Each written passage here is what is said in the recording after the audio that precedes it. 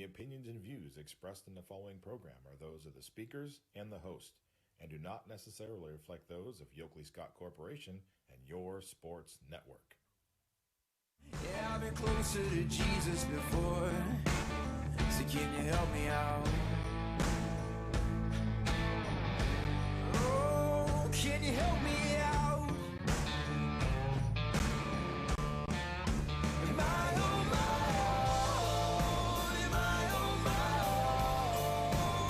Or can you help me out? Am I on my own? Am I on my own? Or can you help me out? Can you help me out? I've been scared to look at my soul.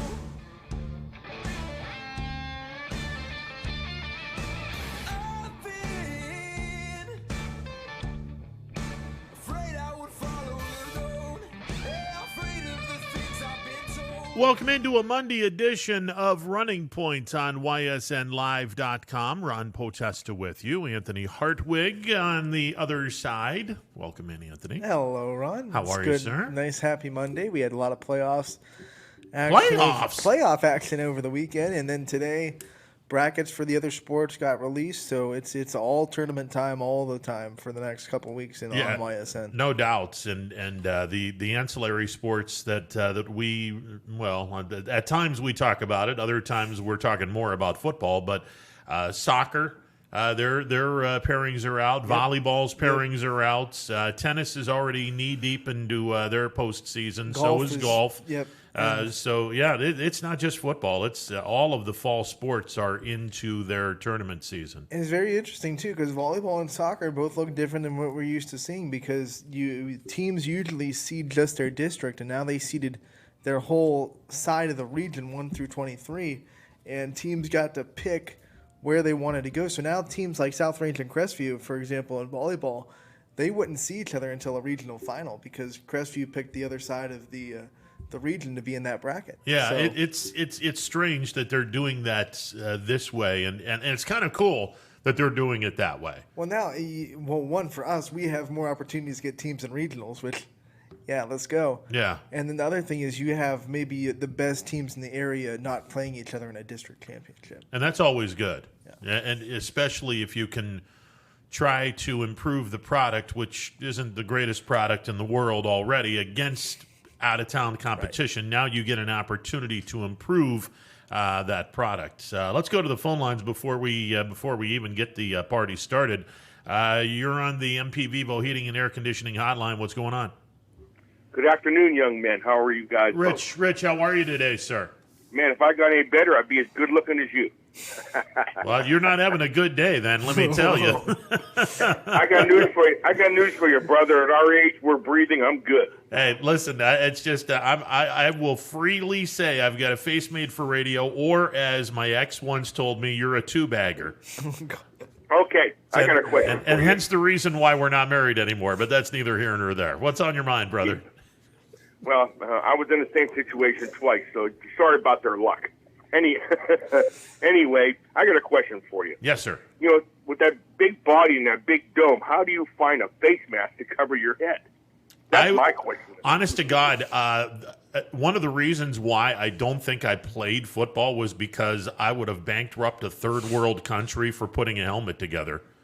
You know what?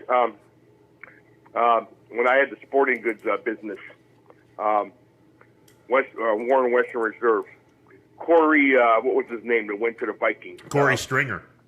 Yeah. Phil Anarella calls me and says, I need your largest helmet. And I brought this size 95 helmet out, and it fit on his head like a peanut. So I called Bikey, and they couldn't fit him, so I called Rydell to come out and fit him up. When Corey Stringer walked into that room, he had a duck coming through a 7-foot door. He was awesome. Yeah, he God bless him. And he passed away years ago in a very tragic situation. But his dome was as big as mine, if not possibly a little bigger, which is really tough to do. Also a size 22 shoe. Go Yeah, figure. he was a big boy. He was also, I mean, he was very athletic. So. Yeah, he was extremely athletic, but he was a big boy. It was my privilege. Anyway, a little note on the Browns. First note, I'm impressed with Kevin Stefanski and his clock management. Even though down the end they were trying to get Indy to run out of timeouts, but Kareem Hunt put that big 1st and 10 in there, and that's pretty much sealed the game. Yeah, we haven't had clock management for years. Agreed. I was very impressed with that. I was impressed with their defense. I was very impressed with their performance. And I'm now Indianapolis was not 100% healthy, but I mean, Cleveland beat them, and I think that people that are not Browns fans better take notice of this team. They're a good football team right now. Well, you know what?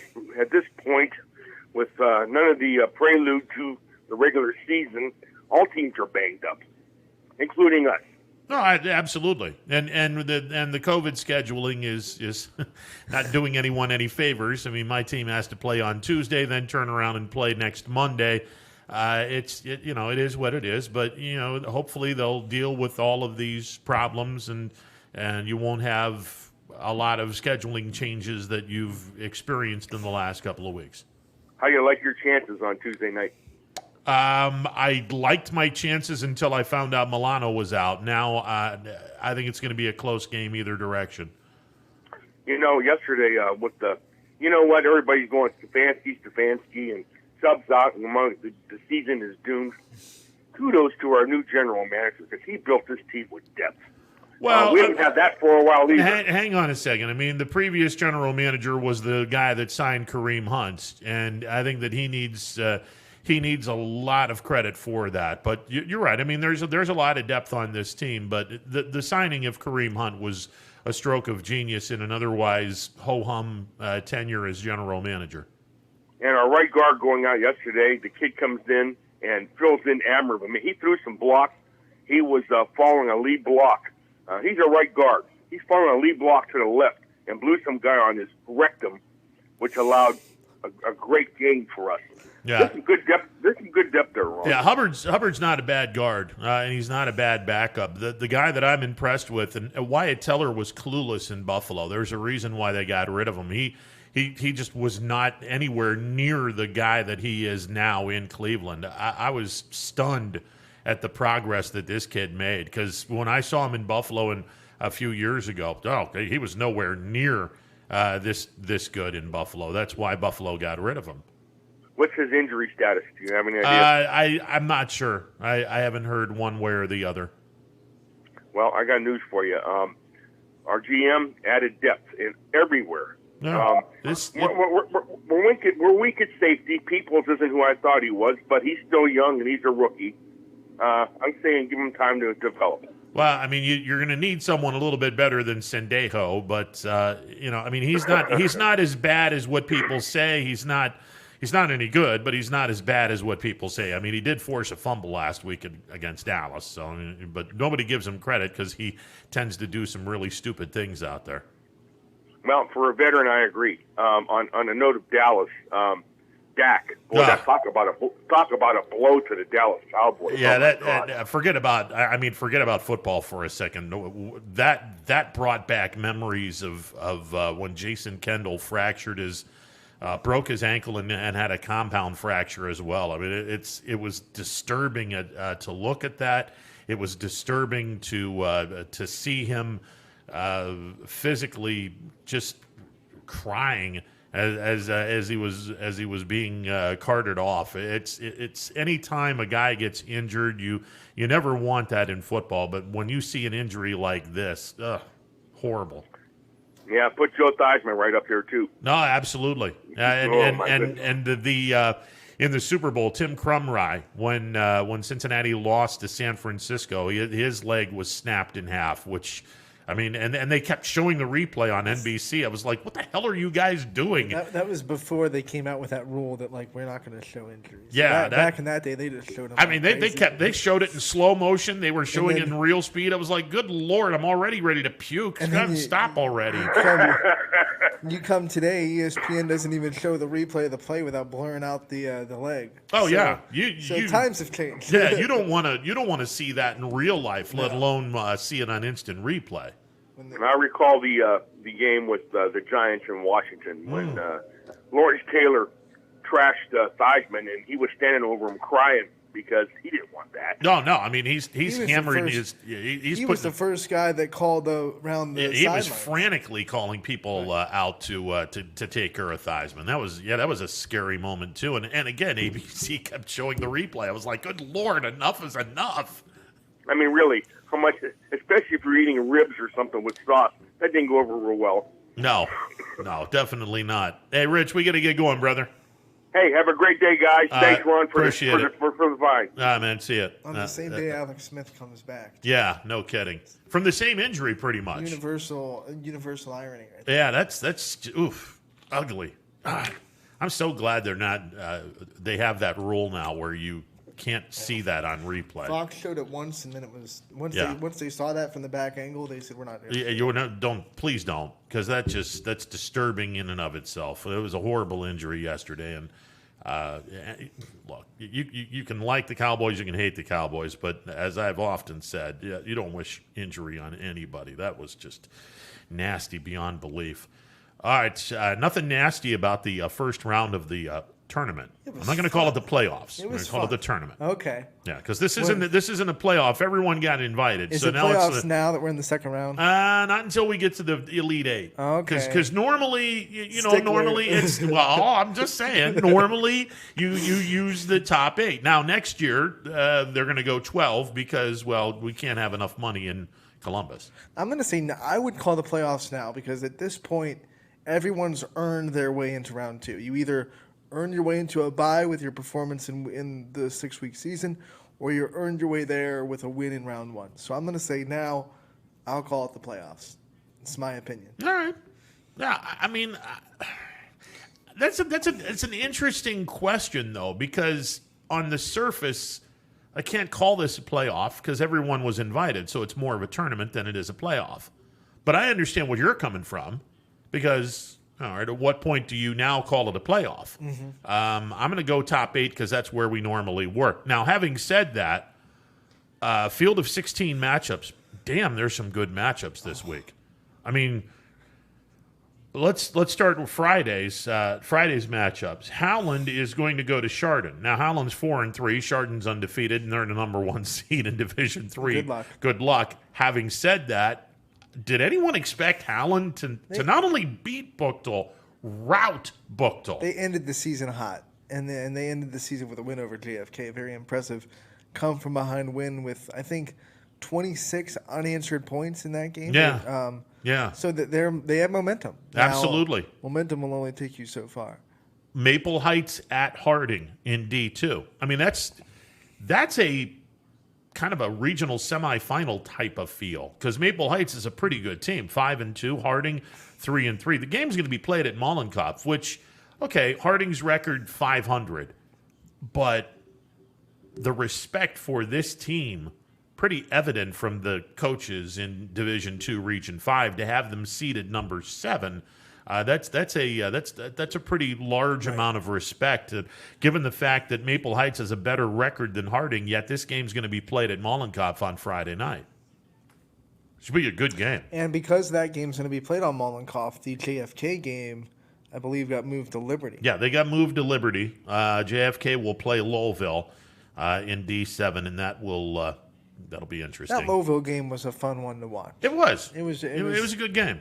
It was a good game. There were some... and Vinny Ballone he's one of the more fun quarterbacks to watch in the area because he's a definition of gunslinger. Yeah, there's going to be some interesting matchups this weekend. And again, we go into Friday. Twinsburg is going to take a trip to Austintown to take on undefeated Fitch. I don't expect Fitch to lose this game. I mean, Fitz should be able to beat Twinsburg. Maple Heights and Harding, that game can go either way. I think that's going to be an exciting game.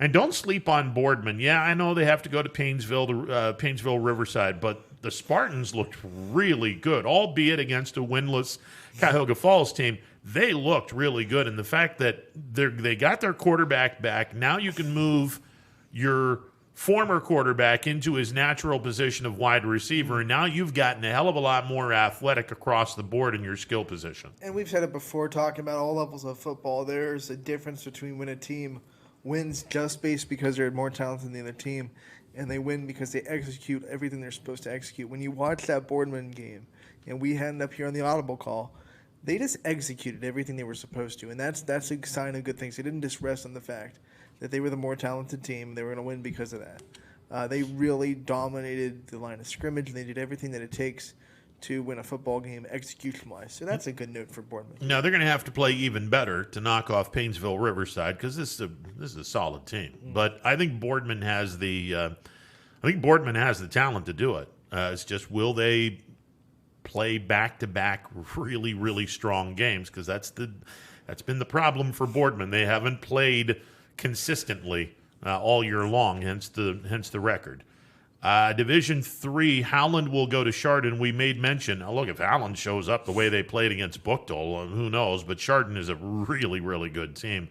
The matchup I'm really looking forward to, and I don't know what to think about this one. Hubbard certainly has all the experience in the world from their Northeast 8 schedule. They'll go up to Geneva to take on a 6-1 Geneva team. Now, how do I put this politely? Ashtabula County has a lot of really good things going for it. High school football is not one of them. That area, when you look at teams' records, you kind of look at them and you do kind of a side like a dog. Yeah, exactly. You give one of these numbers and go, okay, are they really this good, or is this the product of their competition from within? In Geneva's first round game of the playoffs, I mean, just looking at the scores, they did pretty good. They looked like a pretty decent team. Now, I know they were probably playing someone that was limping into the playoffs. Sure. But Hubbard did too, and Hubbard struggled with Alliance. No, they did. And I've made mention, man, if Alliance knocks off Hubbard, whoo. That wasn't a shock because Alliance gave Salem a heck of a fight in Week 6. So you could tell that team was competitive, even though they weren't winning games. And the program is just known for being a physical, tough, hard-nosed team.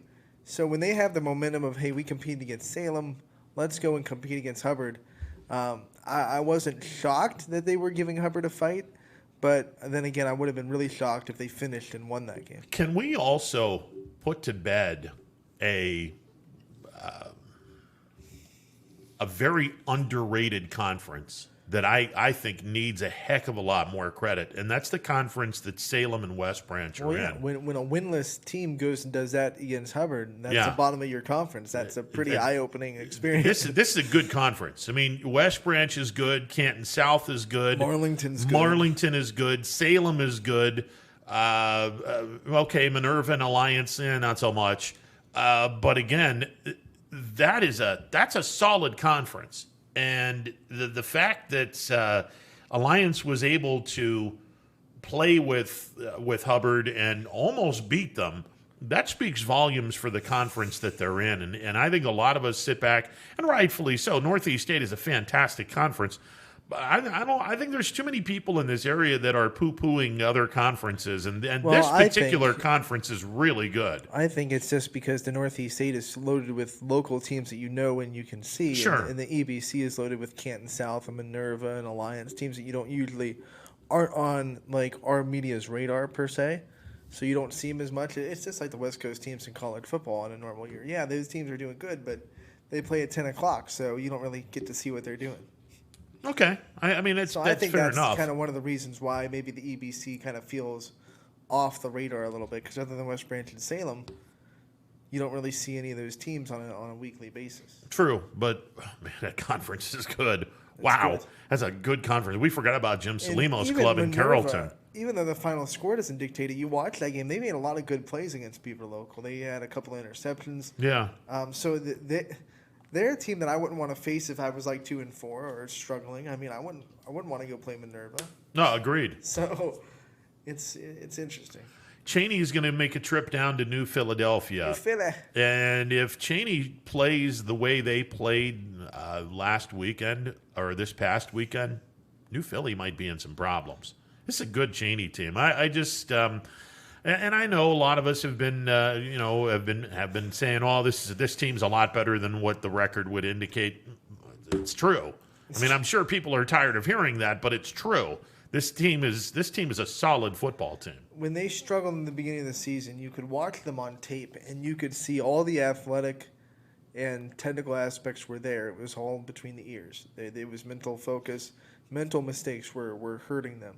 And they kind of put it together.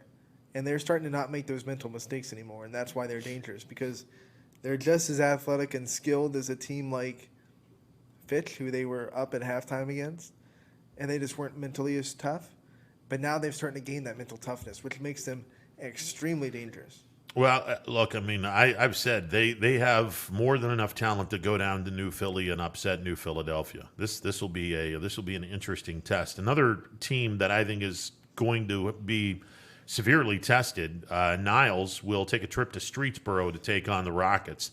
Streetsboro the last couple of years has been a fun team to watch. Now, unfortunately, they play in a league that is nowhere near as good as the Northeast 8. Put it kindly. Yeah, and you wonder, okay, is this the product of your going up against a substandard league, or is this the product of you're a really good team, someone to be reckoned with? And I think it's a little bit of both.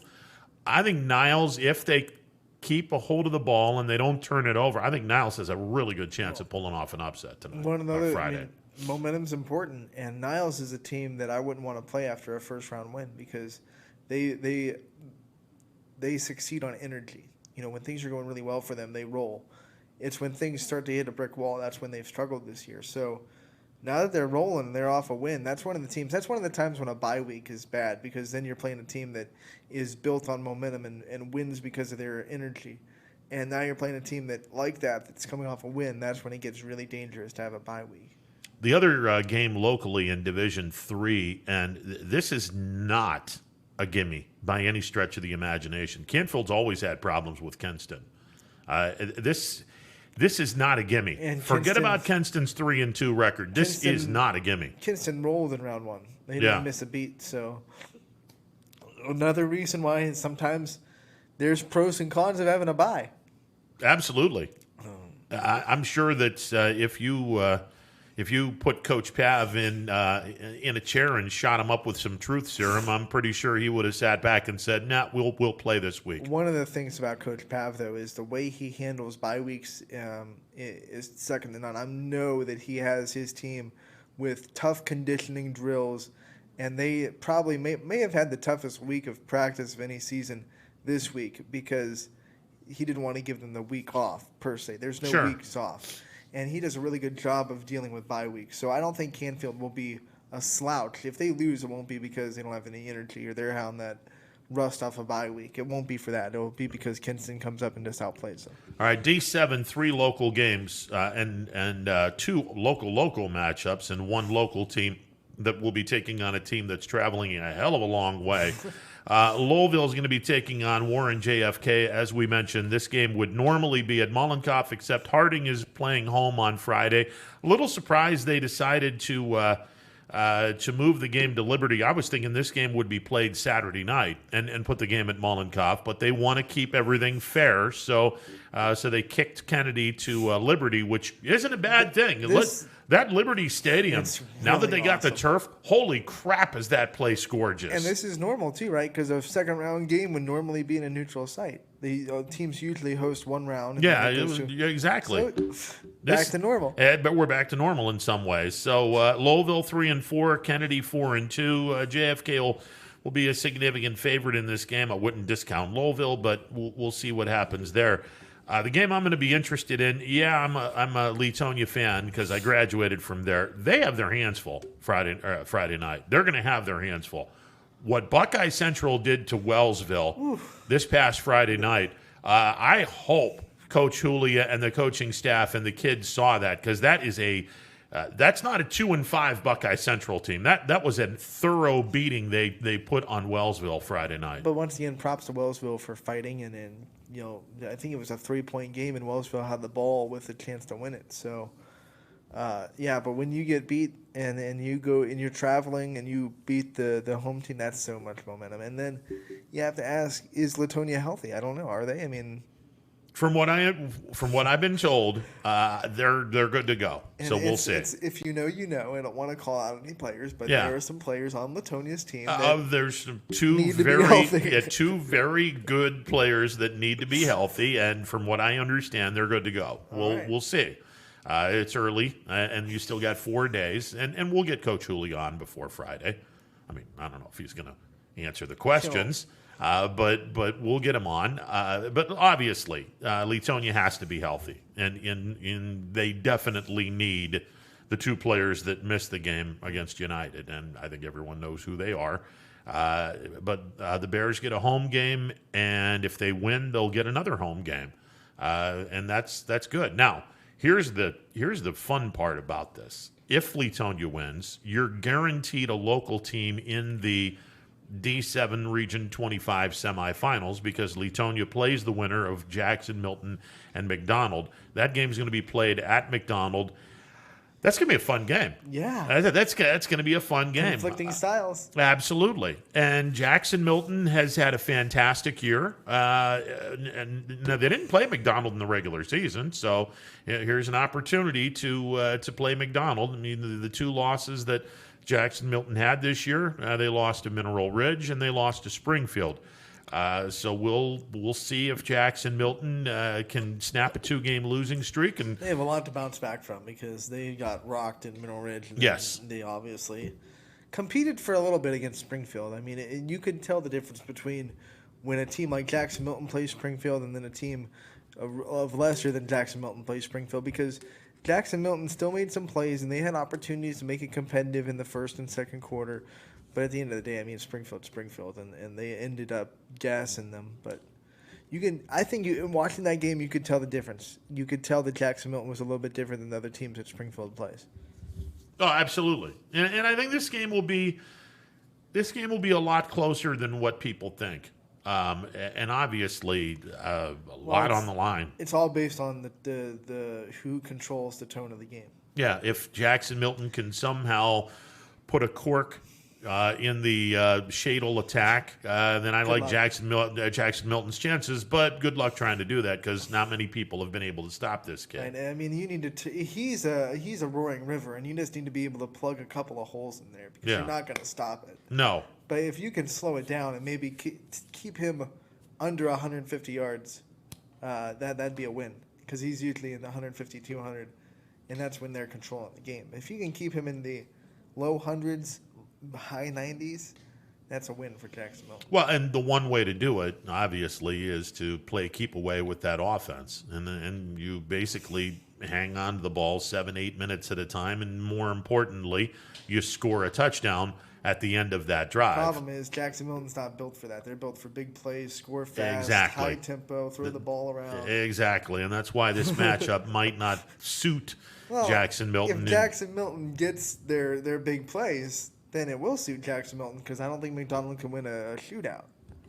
But if they go 3 and out, but it depends. I mean, it depends on how fast Jackson Milton is scoring. I mean, if they're scoring 1 or 2 plays and their defense goes out and McDonald's grinding it out, right. I mean, toward the end of the game, advantage McDonald, because Jackson Milton's defense is going to be sucking all the oxygen out of McDonald. So, yeah, they're going to be doing the Darth Vader impersonation.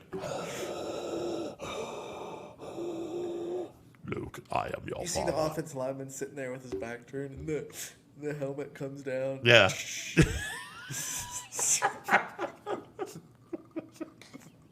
That's so wrong. Regular season games, and I'm surprised that they're playing these games on Friday.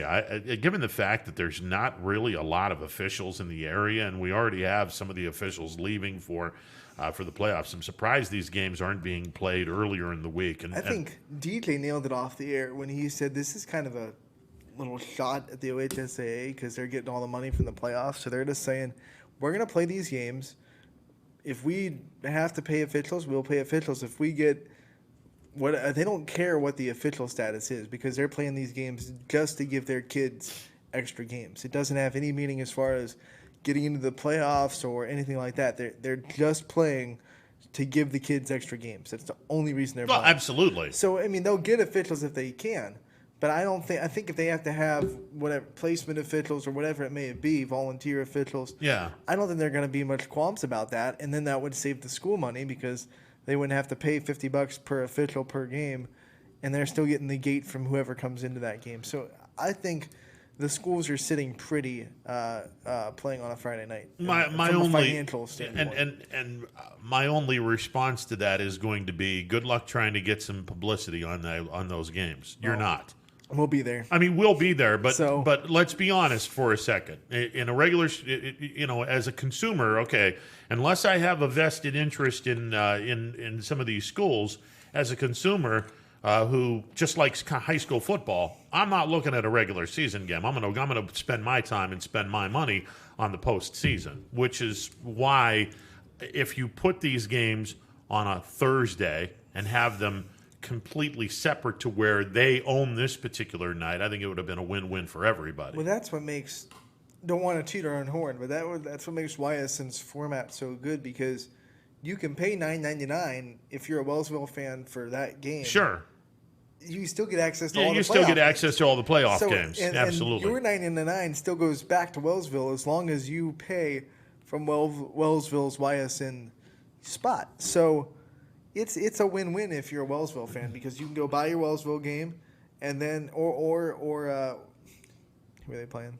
Valley Christian. Or if you're a Valley Christian fan, you go buy it from the Valley Christian page. Yeah. Your $9.99, 25% still goes back to your school, and then you also get access to all the playoff games on Friday and Saturday. Now, here's an interesting question. Because these teams have all been eliminated from the playoffs. Or opted out. Can one make an argument by saying, we're not going to pay any attention to whatever someone's telling us 15% of capacity? Screw you. Anyone, come one, come all. You guys come out and we can watch the game because this is an OHSAA sanctioned. I mean, we're eliminated from the playoffs. Screw you. I'm gonna put as many fans as I want in my stadium. I hope not, because that would obviously be unsafe. Well, of course. But I mean, I hope not either, because you're kind of rocking the boat and breaking some rules. But by the same token, I mean, I'm sure there's some people that are thinking. I'm sure there will still be people from a health department standpoint that are there making sure you keep it, and then if you don't, they can just say, hey, guess what?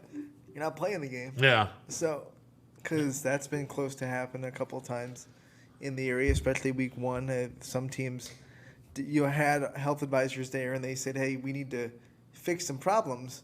And they had to fix some problems. And we brought up the out-of-state high school in, Iowa?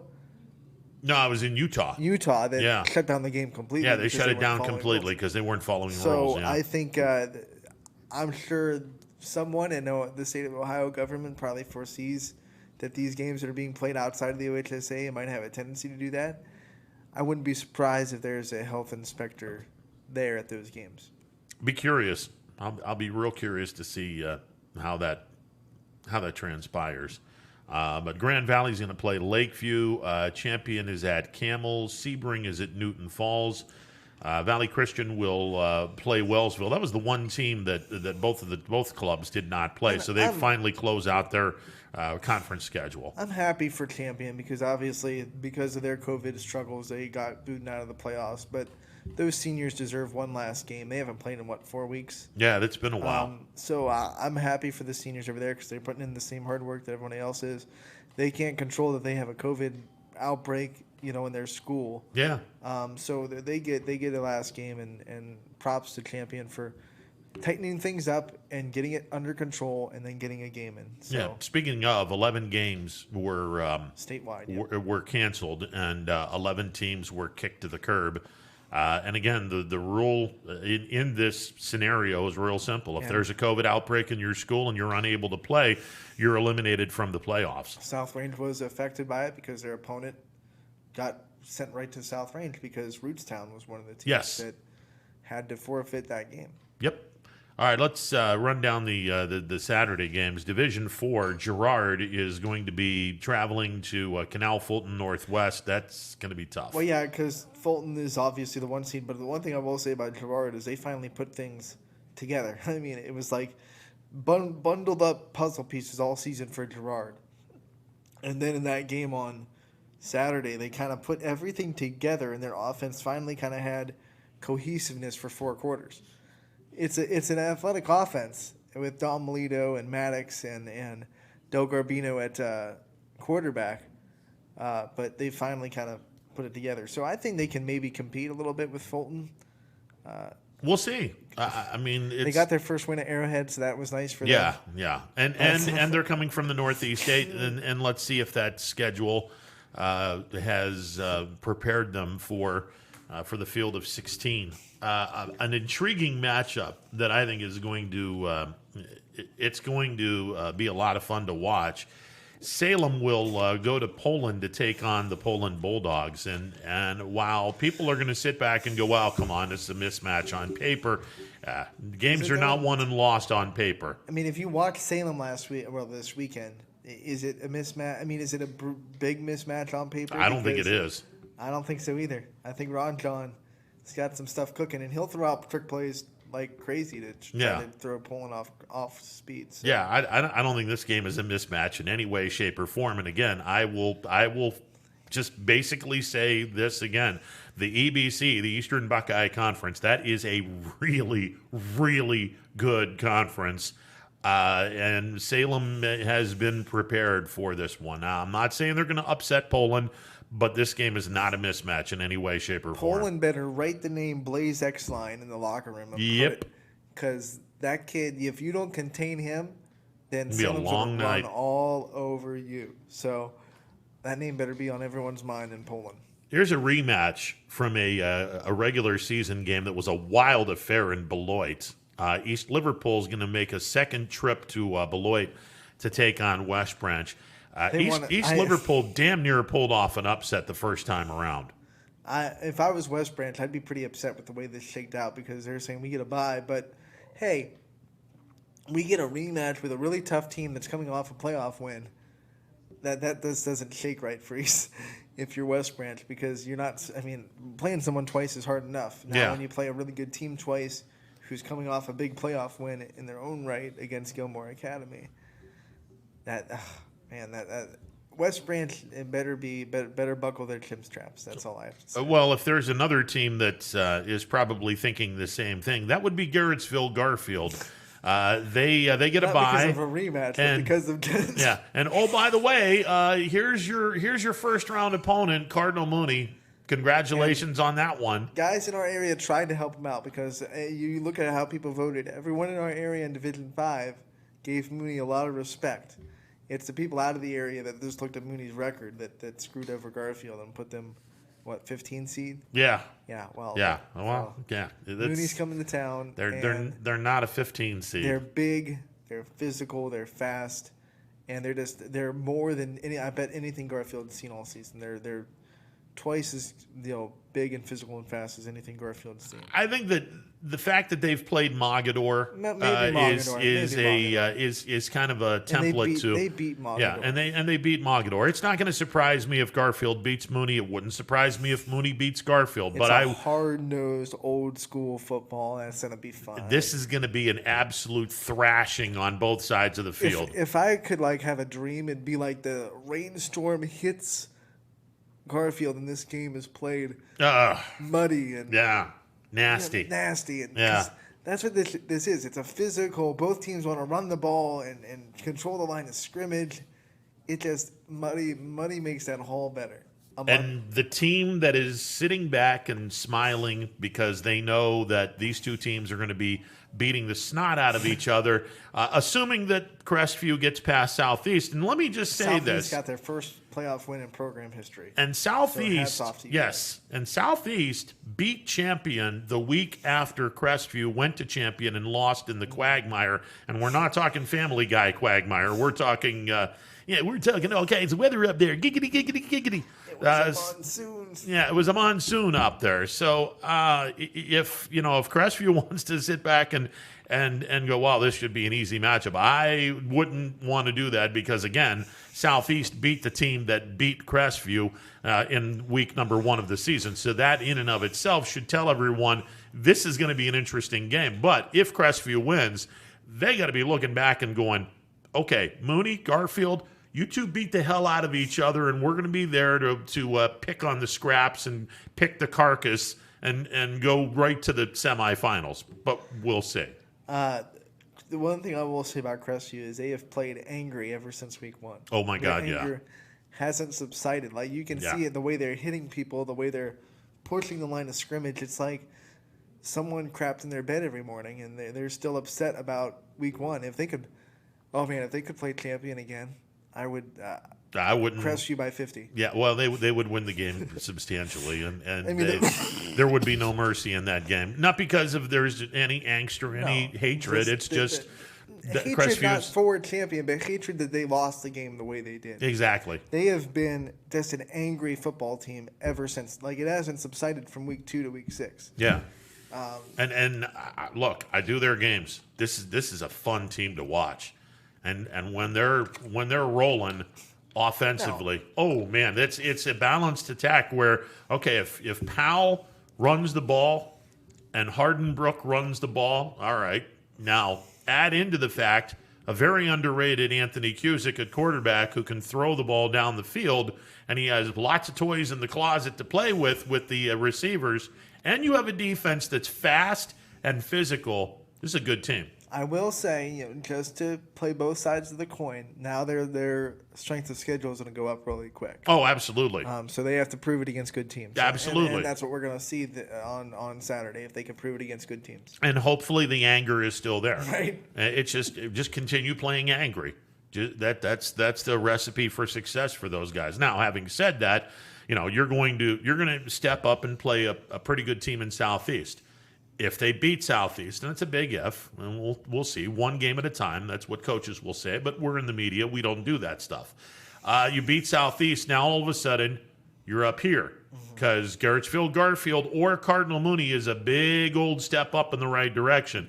Now, you win that ball game, you're up here because now you got to play South Range, right, assuming South Range doesn't crap on themselves. And here's Mooney and Garrettsville Garfield. Here's South Range. Right. So you're going from here to here to here. And if you get to the finals, now you're up on the rooftop playing the best team, arguably D4 through D7 in the state of Ohio in Kirtland. So your threshold of climbing a ladder is about to be really, really steep if you're a Crestview Rebel. And hopefully nobody's afraid of heights. And they're gonna play. They're gonna play a burgundy and gold team called the Pirates in week 1, not the Raiders, but the Pirates. Yep. And they could be playing a burgundy and gold team next week. Don't be chasing ghosts. Yeah. They could be taking on a red and yellow, burgundy and maroonish type of. Yeah, it's a different color scheme. They're not red, but they're not like South Range burgundy. It's like it's kind of an in betweener. Right. Yeah. And it's not like Boardman calls them maroon, and that's like more of a purple. Colors are fun. Spin the color wheel. We're going to leave that one alone. Yeah, the Tommy Hilfiger portion of the broadcast is complete now.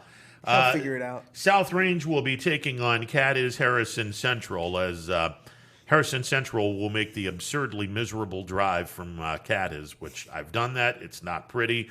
A lot of back roads. Hopefully you have Dramamine. And both teams had a bye. So. Yep, absolutely. So hopefully... who was the higher? Was Rootstown traveling to them, or was it going to be in Rootstown? for that if that first round game happened? I believe it was in Cadiz. Okay, so Yeah, I believe it was in Cadiz. I'd have to take a look at the schedule. Yeah, Cadiz is a long, long way away. It's that's down. It's south and west of Steubenville. That's it. And you got back roads USA. Oof, man, is that you're in the middle of God's country down there. Let me tell you. Rematches galore in Division 6. Western Reserve, who had a perfect game plan except for the fact that you didn't finish what you started on each drive in the first half, they get an opportunity again to take on Springfield. Look, Western Reserve, when they played Springfield in the first half, they had a perfect game plan. 10-minute drive. But they just... You gotta finish what you start. Put the ball in the end zone. Easier said than done because when the Absolutely. field gets shorter, all of a sudden now the defense. Yeah, the defense doesn't. Tougher. You don't have a lot of room to work with now. You got tight quarters. Springfield knows they did that too, so I'm sure Springfield's going to change some things, and then it's going to be up to Western Reserve to counter adjust Springfield's adjustments because that's what happens when you have rematches. Hey, we've both seen each other. Springfield's going to come up with something new because they don't want to throw out the same vanilla look against Western Reserve. And then Western Reserve has to see what they're doing and then adjust accordingly to that. So it'll be fun. Altier's a great runner. So I think when it comes to running backs in the MVAC, besides Springfield, obviously, I think he might be the best running back in that conference.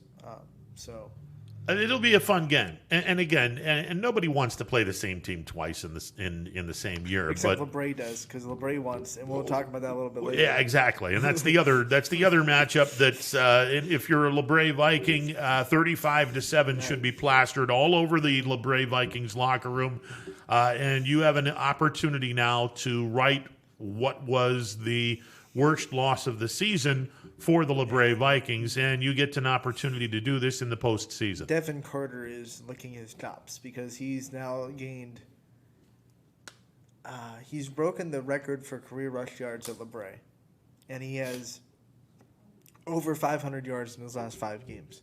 So 100 a game, that's not bad. And he had 200 in the playoff win. So he is full steam ahead, and that LeBray offense, Brookfield better watch out because it's not the same LeBray team in week 2 because they were kind of beat up. Yeah. They weren't healthy. Now they're healthy and now they're playing well. It's going to be a lot different of a game. Not saying that they're going to win. I'm not making that pick yet, but it's not going to be 35-7. No, I think it's going to be a much closer game this time around. The game that I think is intriguing, and it'll feature 2 teams. One that's the outlying area.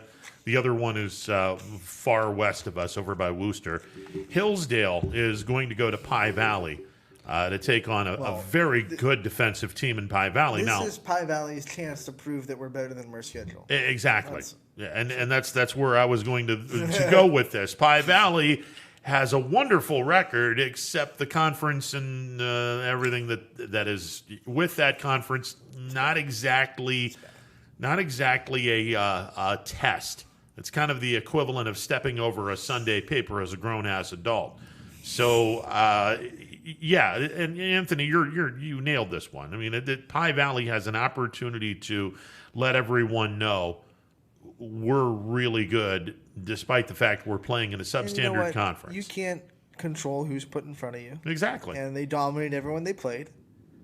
So it's time to just kind of take that step and say we're here. And then hopefully for them, that mentality has been shoved into their face all week at practice that, hey, guys, no one's giving us respect because of who we play.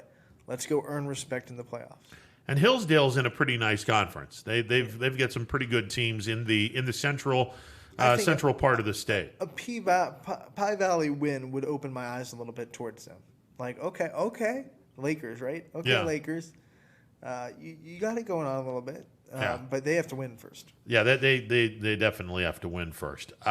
Mineral Ridge is going to take a trip to Norwayne. Are they hot or what? And this is a team that's in the same division as Hillsdale.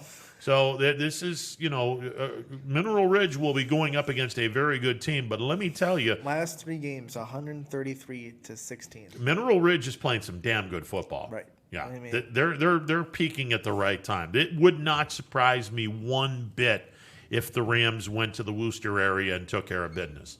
Business. Wouldn't surprise me in any way, shape, or form. But we'll see. But those are the games, and It's funny that they're the Rams because the Rams, the animal, put their head down and just run full steam ahead. They can't see what they're looking at. yeah, And that's kind of like what the Rams are on the run right now because they're just kind of putting their heads down. They don't care who they're playing, and they're just barreling through their opponents without any thought of looking up. And if they keep doing that and not focusing on other teams and just focus on what they're doing, they're going to roll. They're going to roll. Does it surprise you that Brian Shaner is turning this program around as quickly as possible? No, I think once they bought into what he was selling and that idea that we're just going to focus on us. Yeah. Forget about the other team.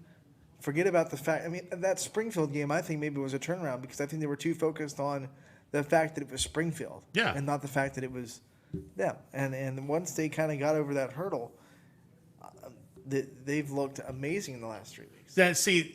That win against Jackson Milton, they didn't care that Jackson Milton was undefeated. Yeah. They didn't care it was Jackson Milton. They just put their heads down and did what they did. How many teams do you honestly think, looking into this tournament, are going to subscribe to that? I mean, I'll pick on who's Springfield playing. I will Western pick Reserve. on Western Reserve. Is Western Reserve going to look at Springfield and go, "Oh my God, we're playing Springfield," instead of, "All right, we got to take care of us"? I don't give a crap who we're playing. They're going to say they're going to do that, and Yeah. that's going to be everyone's going to try to do that.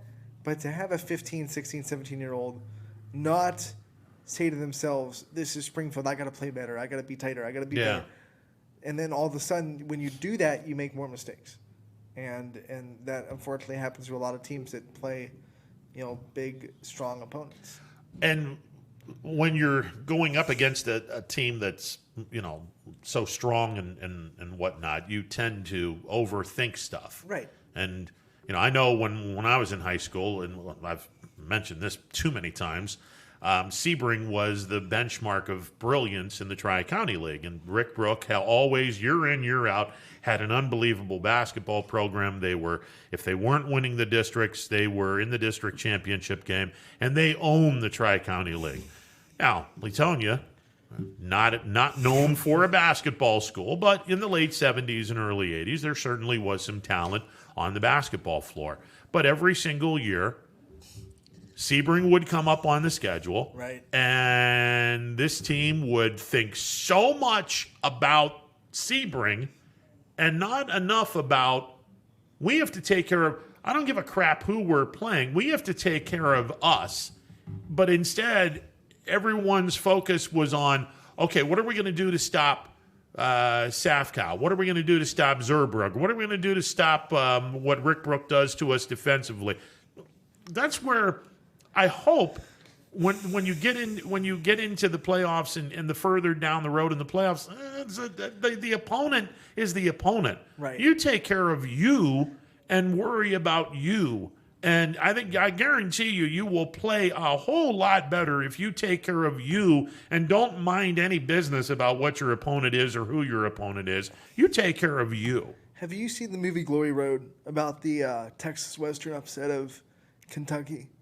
No, I don't think I have. Well, and they're asking Western's coach, how are you going to stop Kentucky? How are you going to stop all these Pat Riley and all these players in Kentucky? And he stops and he goes, why aren't you asking Kentucky how they're going to stop us? That's the perfect mindset. Like, instead of thinking, how are we going to stop Bro Bungard? How are we going to stop, all the other players, Nesbitt? Yeah. How is Springfield going to stop David Altier? Exactly. That's what you have to be asking and yourself. it's not disrespectful to No, do that. no, you're I mean, just saying- you have a nice respect for this program, but to sit back and go, well, how are we going to stop this? I don't want to feed that beast any more than what it is. Screw those guys. Right. I'm going to talk about me. I'm going to talk about my team.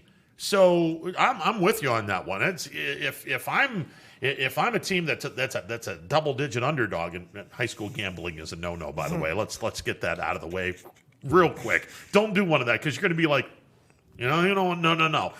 But if I'm a significant underdog on paper, like Salem and Poland, I'm sure 99% of the people are going to think Poland's going to wreck Salem. If I'm Ron John, I don't give a crap about what I need to do to stop Poland. They're going to have to try to stop us. Right. I'm going to have these kids take care of their business and not worry about the team that they're playing. Just take care of business, and you'll be fine. Play Salem football. How are they going to stop Blaze X-Line? Yeah. That's Right. it's so many times people fall into the narrative of, oh my God, what are we going to do against this team? Okay, what are they going to do against us? You got to stand up and say, because that's, like I said, it's not disrespectful. You're basically just letting everyone know, hey, we're in this game too. Right. This isn't just this team, and oh, by the way, they're playing us. No. We're not a footnote.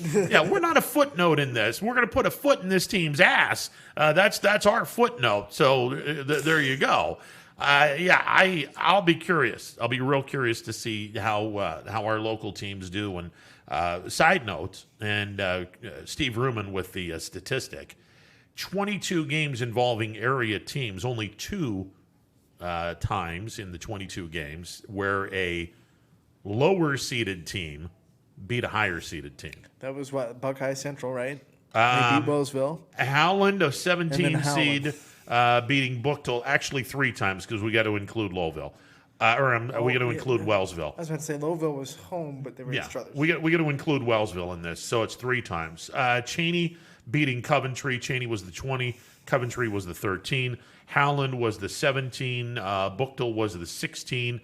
And, of course, Wellsville. They want to forget. They're like, I'm but happy. they lost. Yeah, and they lost. But they were upset by Buckeye Central. They'll play Valley Christian, and they're one of those schools that they're going to keep No, Buckeye playing. Central's playing No, Leetonia. I mean Wellsville's playing. Yeah. Valley Wellsville Christian. plays Valley Christian. That's the last game that they would have played in conference play because everyone got to play all the teams except for one. When Leetonia and Columbiana has already been eliminated. If and when Leetonia gets eliminated, they'll play Columbiana. Game to be as much lopsided as it was between Reserve and Columbiana. I didn't. I thought it was going to be close. It had potential And to it was but 14-14. And then all of a sudden I look up and it's 28-14 Western Reserve, and I go, oh. And then it's 37-14. Yeah, that was it had potential to be because boy, Columbiana lost an awful lot last year. But it shouldn't have been. It shouldn't have been a blowout. It really shouldn't have been. Kudos to Western Reserve. They That was their first home win, by the way. yeah. Lot of Two lot of teams firsts. with first home wins on a playoff game. Girard, first win at Arrowhead Stadium this season, and then Western Reserve, first win at home this season as well. They got to ring that bell. Yeah, and Niles got their first playoff home win ever. First playoff home win ever. Yeah, and Boardman the same way. That surprised me when I heard that. When I heard that it was their first playoff win at home, I was like, oh, because you always think of Niles, it's a historic football program and everything. And well, that was before the playoffs. They were historically great before the playoffs. Right. So you just don't think it all. But first playoff win at home for Niles. So. Yeah, congratulations to them. All right, we're going to take a time out. Dana Balish will be joining us, and we'll catch up with 21 Sports Director. And I'm sure that he's a Browns fan, so he has to be happy today. It's a victory Monday for Browns Nation. And like I said, when Rich called, I thought the Browns played well. And I said, okay, they got to win one of these 2 games to make me a believer. Believer. I'm getting there. I'm not believer. Yeah, it's a believer. They're still not as good as my Bills, but believer. Yeah, no 2 ways about that. They might be in the playoff picture. I'm not sold on them. They could I'm not be. sold on them competing in the AFC North yet. Well, that goes a long way when they play rocked Sunday. by the Ravens. Yeah, Sunday's game is going to go a long way to determine where the Browns are in terms of how close they are to Baltimore and Pittsburgh because they play the Steelers on Sunday, and first time in quite a while, those 2 teams are going to be playing each other with actually both teams playing well at the same time. It's got to be the first time. I mean, since the Browns came back that both teams are 4 wins on the. I mean, Yeah, I mean, they're well, both well over 500. it's been since '94 when the Browns got off to a 4-1 start. Right, So so Belichick was a young kid coaching the team, and I was 30. this might be the biggest Browns Steelers game that a lot of generations have ever seen. Well, the biggest since the playoff game in '02. But like biggest in the sense of Absolutely. whoever wins this game has a huge foothold in the division. Like, Yeah. This can be a fun game. Who would have thought we'd ever say that about a Browns Steelers Yeah, game? this is going to be a fun game. we go. It brought back memories to me of in the '70s, and the one memory that I get jarred whenever I see these two teams playing each other. And I remember watching this as a 12-year-old in horror, watching Joe Jones dump Bradshaw on his head. Honest to God, I thought Terry Bradshaw broke his neck. He's all laid out on the field and not moving in any way, shape, or form. And the crowd at Municipal Stadium is going absolutely bananas at what Turkey Jones did to Bradshaw. And then everything got a little quiet when Bradshaw's motionless on the field. I'm like, damn, did he just break his neck? I'm like, holy crap. As it turns out, he was okay. Didn't break his neck, but we have to take a break. Yeah, we definitely Like do. that little segue. A little segue is a good segue. All right, Dana Ball is coming up next. Stick around, more to come. 21 News. Let's get right to our top story tonight. More experienced reporters A new Wilmington restaurant. GM Lordstown. telling more local stories We'll look at efforts Boy to is curb recovering from a broken. around our Good valley. afternoon. We are here in Youngstown, right up. Because you expect Important for everyone. No place like home. more local news. In Mercer County Court. 21 News is our valley's #1 local news. Welcome home to a home made homier with Baird Brothers Fine Hardwoods. Inspiration starts at BairdBrothers.com and is turned into reality when high-quality hardwoods are delivered right to your home. Baird Brothers has the latest design trends, shiplap and skinny lap interior siding, antique oak rustic flooring, and, well, you'll find them all at BairdBrothers.com. Ordered easily, delivered conveniently, enjoyed comfortably. BairdBrothers.com.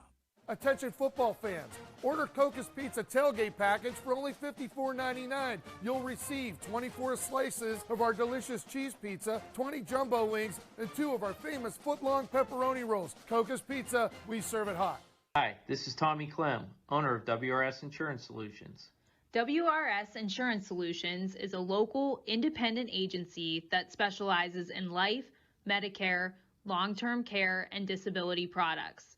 Call us at 330-953-3722 or visit us at wrsinsuranceSolutions.com to learn more. Good luck to all the student athletes in the Valley.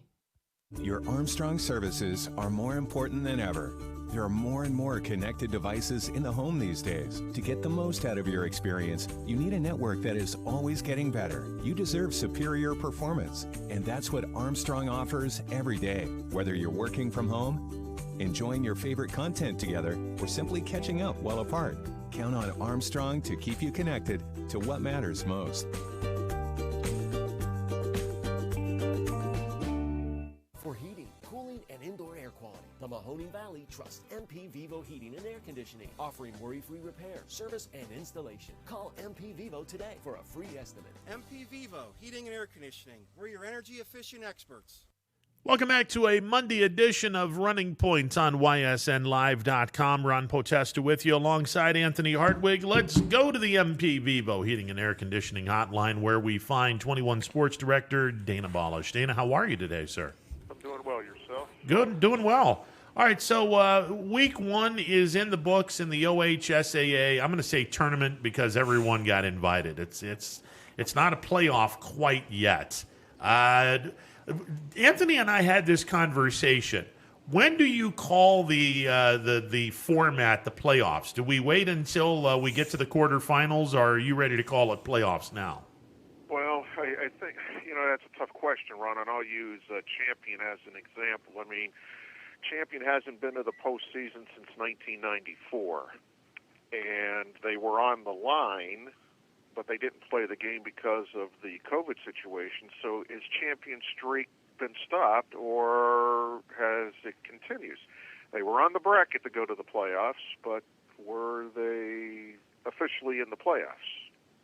And I guess that's the question. So, I mean, it's the playoffs. I mean, everyone looks at it as the playoffs, and I think you have to look at it that way. But again, has champion streak been stopped? They didn't play a playoff game, but they were on the official bracket. No, honestly, I think that you can say they were in the playoffs. It's just unfortunate they weren't able to play because of COVID. So you said they were in the playoffs, so I'm assuming you think these are all playoffs instead of tournament. Well, I mean, again, semantics. I would have said tournament, but okay. I mean, you're using the word playoffs, so I naturally said playoffs. Well, I'm using it because it's the playoffs, because I think that's the way it has to be used. I think these teams are in the postseason. It's not the regular season. I mean, no one's calling this the regular season. They're calling it the playoffs, so that's kind of what I guess I go by. Okay, well then why do we call the basketball tournament a tournament? Well, I think it's, I don't know, to be quite honest with you. It's the playoffs. Yeah, I mean, I think it's the playoffs. It's the playoffs. I don't know. I mean, it's 6-1, half dozen of the other. I mean, football playoffs just sounds better. Yeah, and plus, I mean, anytime you can hear more go playoffs, that's always a good thing. Hey, who surprised you the most in week 1 of the postseason? The Howland Tigers. I think that win over Warren JFK in the final week of the regular season kind of gave them the momentum. I mean, I know Buchtel lost a lot. I mean, and Buchtel lost a lot of talent because a lot of their players went to Massillon or other schools when Akron shut down due to COVID. But I think Howland going on the road to Buchtel, actually they played that game at Akron Ellet. I think that was the biggest surprise for me. Yeah, I was just stunned. Not the fact that Howland won the game, the fact that they shut out Buchtel. That's you don't do that very often. That was a solid performance, and you kind of wonder, does Howland have it in them to go up the Chardon? I mean, that's a significant step up in class, but does Howland have it in them to go up into Chardon and pull off an upset there? Well, I think they're playing with house money, Ron, and I think, look, Howland's the top seed, all the pressure's on them. They're playing at home. I mean, Howland's going up there with house money, and they're a dangerous team.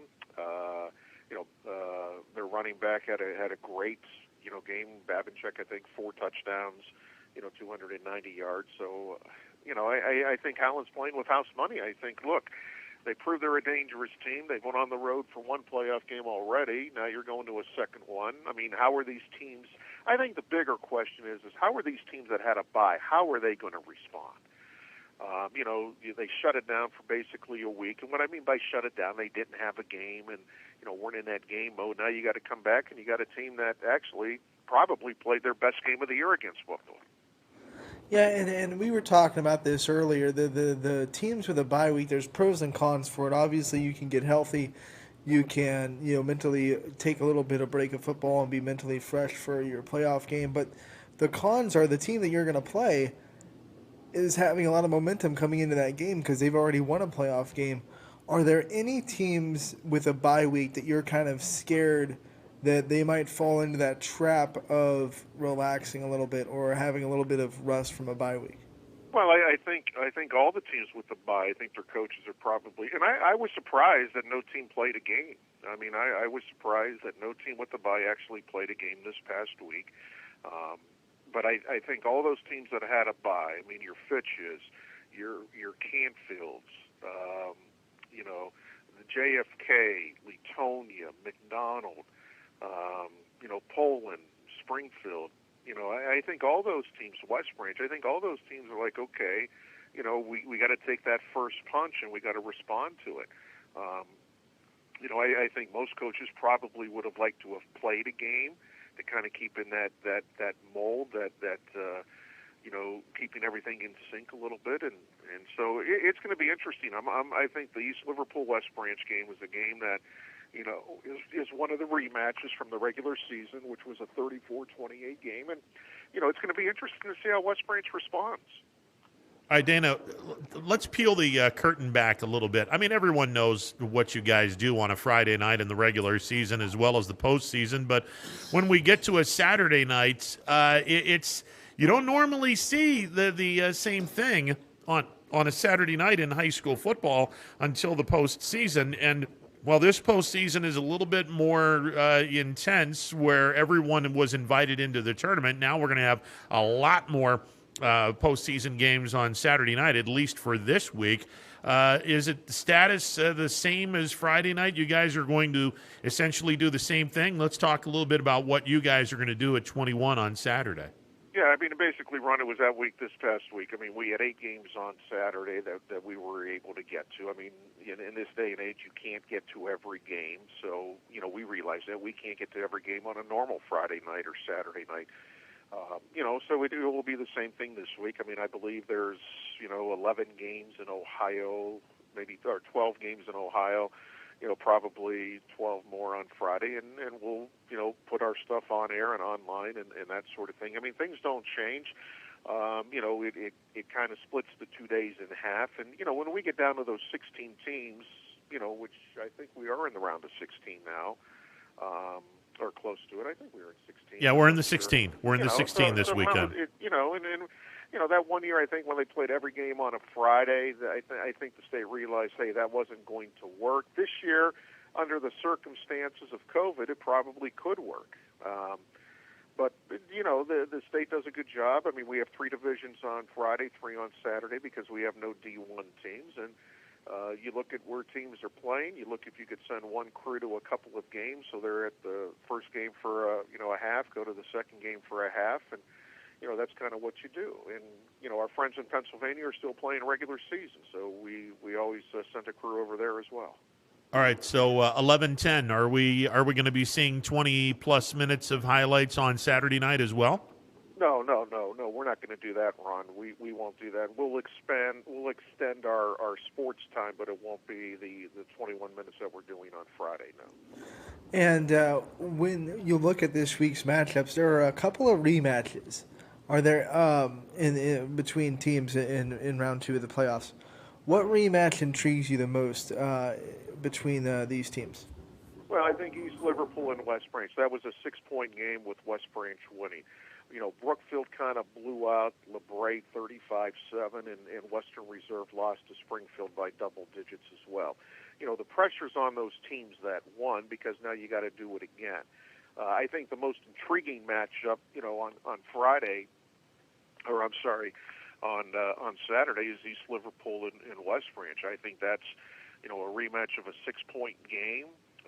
Teams are pretty well evenly matched. I really like that game. I mean, on Friday, I would expect Fitch will win. Harding, I think, can knock off Maple Heights, which would set up Fitch and Harding again. I think Boardman going to Painesville Harvey, they're going to have to play really, really well. I think Hubbard has a great shot against Geneva, and if Howland would pull the upset, then you would have a rematch there, or not a rematch, but an all-local game there. I think Cheney going down to New Philadelphia is very, very interesting. New Philadelphia has a high-powered offense, and I think Cheney plays to the level of their competition a little bit. So I would expect Cheney to step it up this week. And, I would expect Canfield to win. Niles and Streetsboro, I think, is an interesting matchup as well. So, I think out of the 12 teams, we could have 6 maybe moving on Friday. Yeah, it should be an awful lot of fun. When you look at that Canfield game, though, I think I'm with you. I think they can win, but Kenston is a team they historically have trouble with, and they looked really good in round 1. Do you think that game can potentially be a really close contest? Well, I think all the games have potentially to be close. Again, I think it just comes out how these bye teams respond. I think, you haven't played for 2 weeks, and when you practice, it's not like playing. It's not like that atmosphere. And I know most coaches that I talked to last week who were in a bye, said, hey, we're trying to keep things as normal as possible. Well, when you don't play Friday, that's not normal. So, you come back Saturday, usually you review the tape, and prepare. Well, there was nothing to review. So you're kind of out of that sync a little bit. You're out of that sense of normalcy. And today's Monday, you start practicing again. But I think, these rematches are good. I love to see all local matchups. I think they're good. I think they're good for the area. certainly, draws a lot of attention. And again, I think Cardinal Mooney going to Garrettsville Garfield. I mean, Mooney, had a struggle during the season, and Garfield's a good football team, and certainly, Mooney's going to have to play very, very well, especially up there. But you never know with Cardinal Mooney as well. Anthony and I were talking about this. Mooney's physical, Garfield is physical. Those two teams playing what we believe on Saturday night will be a really physical game. And the team that's smiling like a butcher's dog, if I can steal Mike Lang's phrase, would be Crestview. Because assuming they get past Southeast, they're going to take on the winner of a very physical game between Mooney and Garfield. Well, and again, I think, from Mooney's standpoint, I mean, you have to take what you did again. And let's face it, Conneaut wasn't very good, and Mooney did what they had to do there. But Garfield's a completely different animal. Garfield's a ball control. If I remember right, I believe they run the wing T a little bit, so that's a confusing offense. But certainly, I think this is a test for Cardinal Mooney. And again, you're at that stage where it's one and done. You got to go out and play your best, and certainly at this time, Ron, you want to be playing your best. And I think some teams have risen to that challenge. Now, like I said, I didn't expect Conneaut to beat Mooney. Mooney, beat them pretty handily. Now you're going up a completely different animal. If Mooney can beat Garfield, then you got that momentum behind you. Then you're starting to get that confidence, and that could play wonders for any team. Now, a team that is really hot right now is Middle Ridge. Last 3 games, they've outscored their opponents 133-16. They have a big test this week, obviously. Do you think they can carry that momentum and keep putting their head down and go up there and compete with a really tough team? Well, coaches will tell you all the time that, look, momentum is only good for a day and it doesn't carry for a week. But I think what Mineral Ridge has been able to do, especially the last couple of weeks, and again, this is a team that beat, Jackson Milton pretty handily. You knew they were going to beat Lowellville, and again, and I shouldn't say you knew they were going to beat Lowellville, but they had a pretty good shot to beat Lowellville, and then Wellington was no answer. So, I think Mineral Ridge with that middle 2 games that they played. Actually, the 3 of the first 4 games, I think they opened up with Springfield. So they were tested early. I mean, they had Springfield, and I know they played Western Reserve and McDonald somewhere in there as well. So they were tested, and that's prepared them. Now things will get a little bit tougher this week. Norway's undefeated, and again, you got to go up there and play your best game. And I think Mineral Ridge is playing with house money again. You're going up against a Norway team that can throw the football, that has put some points on the board. I think they've only given up 3 touchdowns this year. I may be wrong on that. So defensively, they're playing well. But again, you got to look at who they played, and we don't know enough about those teams. So again, I think Brian Shaner's going to take his team up there and say, guys, have fun. And I think that's really all you got to say. Go out and play your game. Dan Abalis, 21 Sports Director, joining us on the MP Vivo Heating and Air Conditioning Hotline. Dan, Anthony and I were talking about this.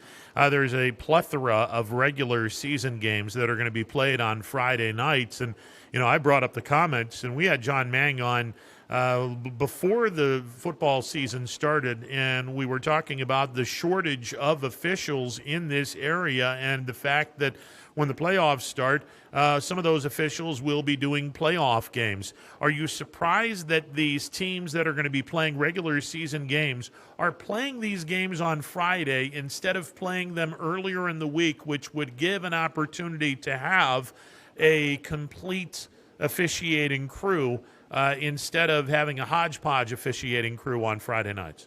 Well, I think, Ron, what most coaches want to do, again, I'm going to go back to that word, they want to try to keep things as normal as possible, whether you're playing a playoff game or whether you're playing a regular season game. I'm not a big fan of teams playing regular season games after they're bounced for the playoffs. That's my opinion. If you didn't go to the playoffs and you want to continue to play those games, that's fine. But I think most coaches are using this for next year. Okay, let's get our players situated. Let's see what I got for next year. And you could kind of experiment when you're in these types of games. Yes, you want to win the game and you want your kids to play well, but you could experiment a little bit. And it's almost like another scrimmage that you're going to have, not next year, but this year, because it gives kids a chance to go out. It gives some of your younger players. I mean, look, I think most coaches are going to play their younger players. Not that they're going to not play seniors, but I think they're going to look at what they got and go from there. I mean, if a game's out of control, you're not going to play your seniors anyway. But I think this is a chance for, and some teams that struggled, it's probably a good thing to maybe try to get some confidence back. But if you don't win those games again, I think this is more work. To see where teams are. I think it's where coaches want to see where their teams are.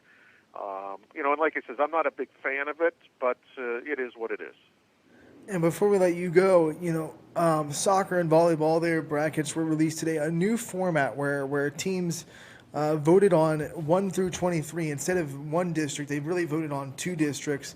And then the seeds just got to pick which bracket they wanted to go to. So, for example, in Division 3, Crestview, South Range, they both played in the district championship last year. Now they're on opposite sides of the region because they picked different brackets.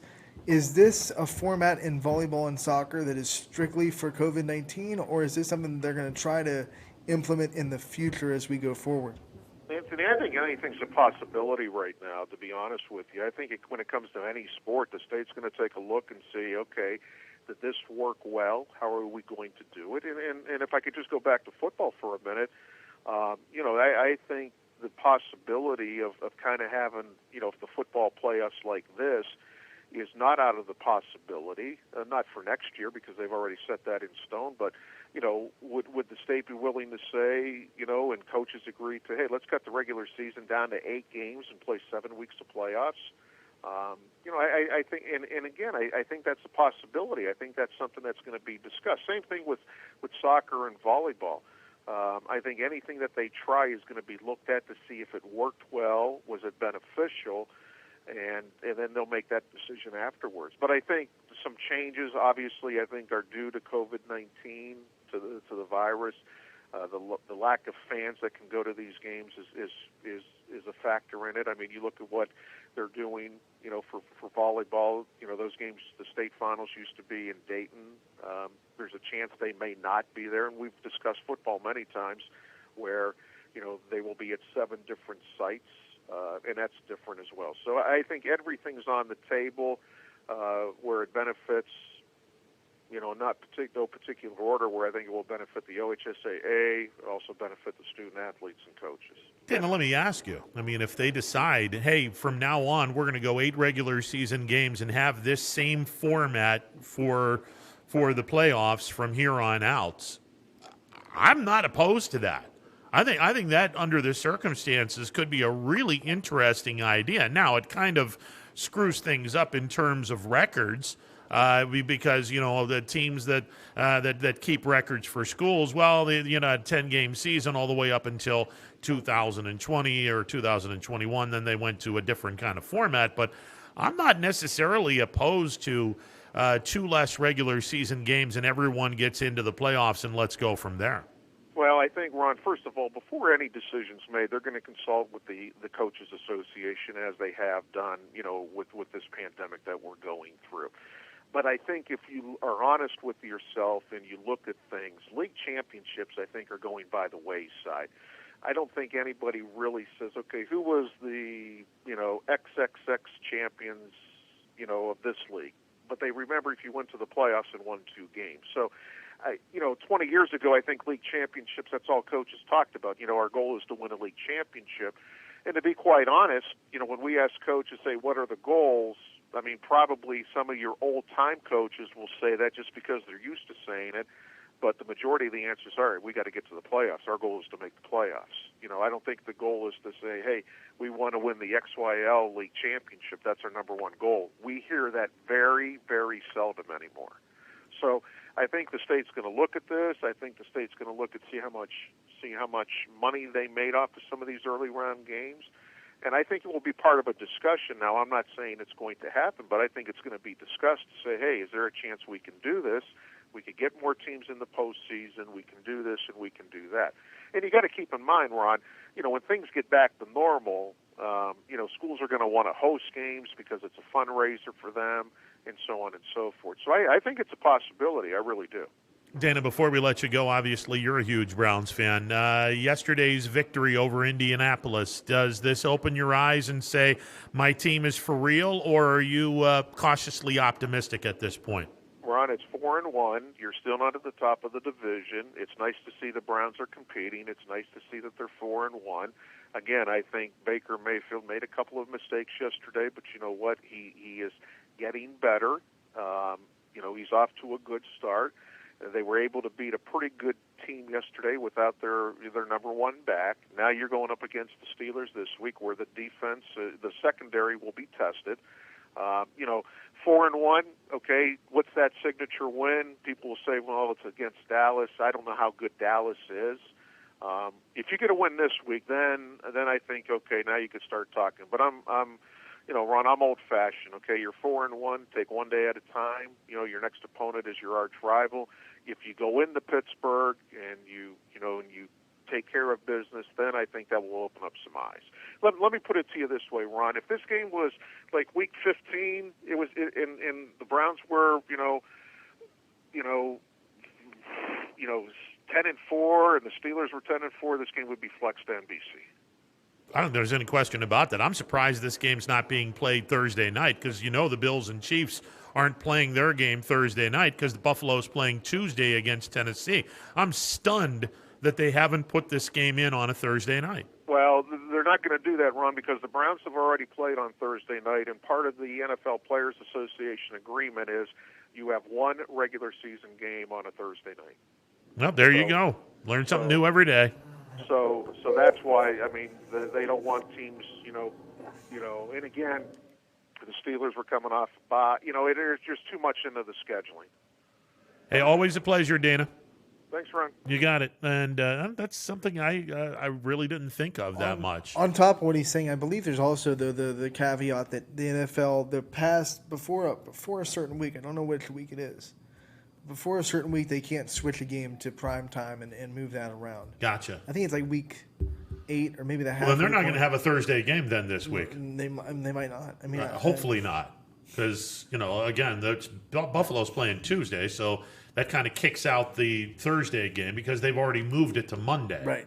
So hopefully there is no Thursday game. Monday at 5. Yeah, I'm not a big fan of Thursday weird night to football. Watch a football game at 5 o'clock. 5 o'clock on a Monday. Weird. Huh. Yeah, but I'm going to be glued to it. Matchup. Yeah, and I'm going to be glued to it. I'm going to be curious to see. That means next week we get to have a show. Oh, absolutely. Absolutely, we are. On game day. On game day, we'll have a show. This will be fun. All right, 330-886-0813. Back in a bit. Stick around. More to come. Hello, I'm Greg Burbick with G. Burbick Farms. For the last 100 years, my family has farmed in Columbiana and Mahoning counties. I began raising cattle in 1996 with the goal of providing a better product for you and your family on the dinner table. Our grass-fed and grain-supplemented Black Angus beef are raised with no hormones, steroids, or antibiotics. We're known for our hometown-friendly service and incredible tasting products. We're locally owned and have customers across the tri-state area. Our products go from our farm to your family. Stop by our farm on New Buffalo Road or visit us on the web at gburbickfarms.com. Don't forget to like us on Facebook. G. Burbick Farms. It just tastes better.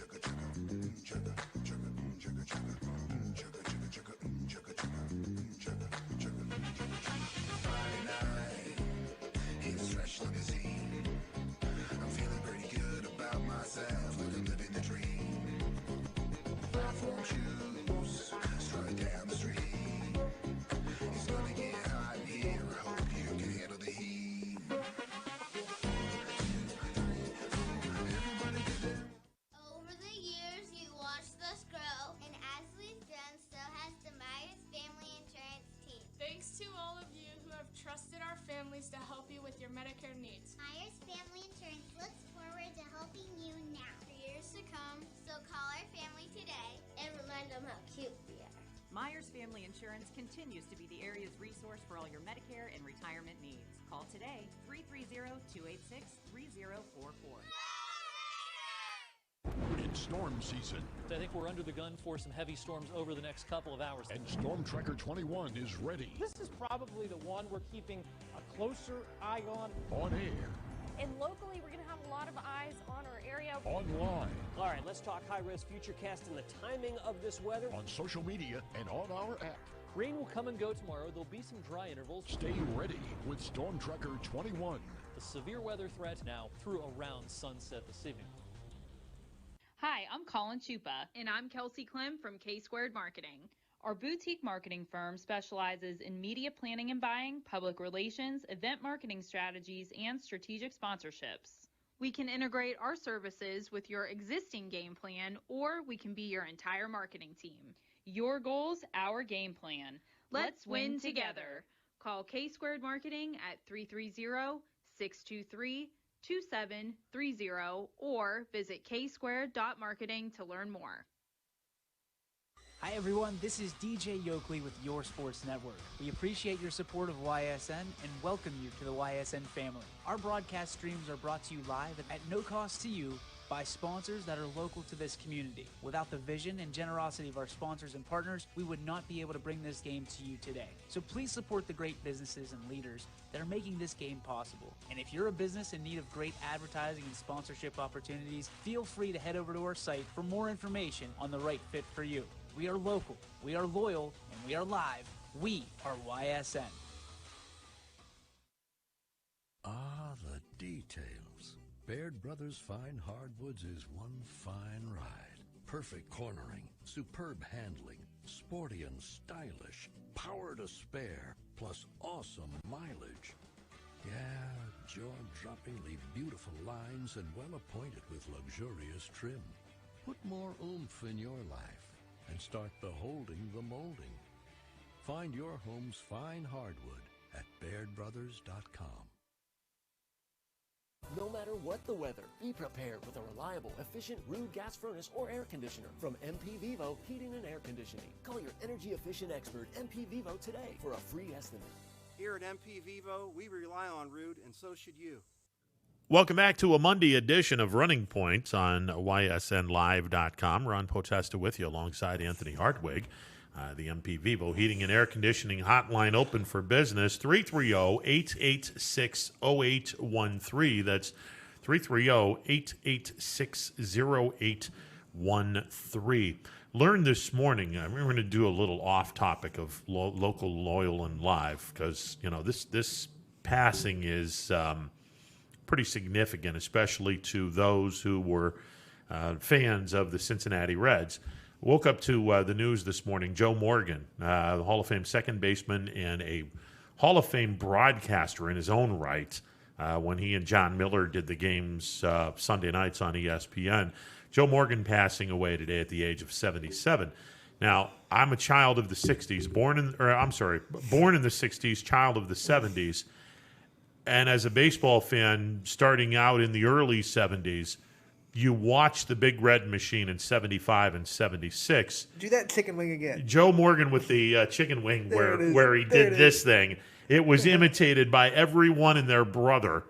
He was arguably the greatest second baseman of all time, with all due respect to Rogers Hornsby and some of his contemporaries post-Joe Morgan, Ryan Sandberg and Robbie Alomar. But he was the spark in the Big Red Machine. When Houston traded Morgan to Cincinnati, that was the missing piece for the Reds in their dynasty of the 70s. And he was good. Oh, man, was he good. He was a solid player, both offensively and defensively. To break it down, 2-time NL MVP, 10-time All-Star, 2 World Series champions, 5-time Gold Glover. Yeah.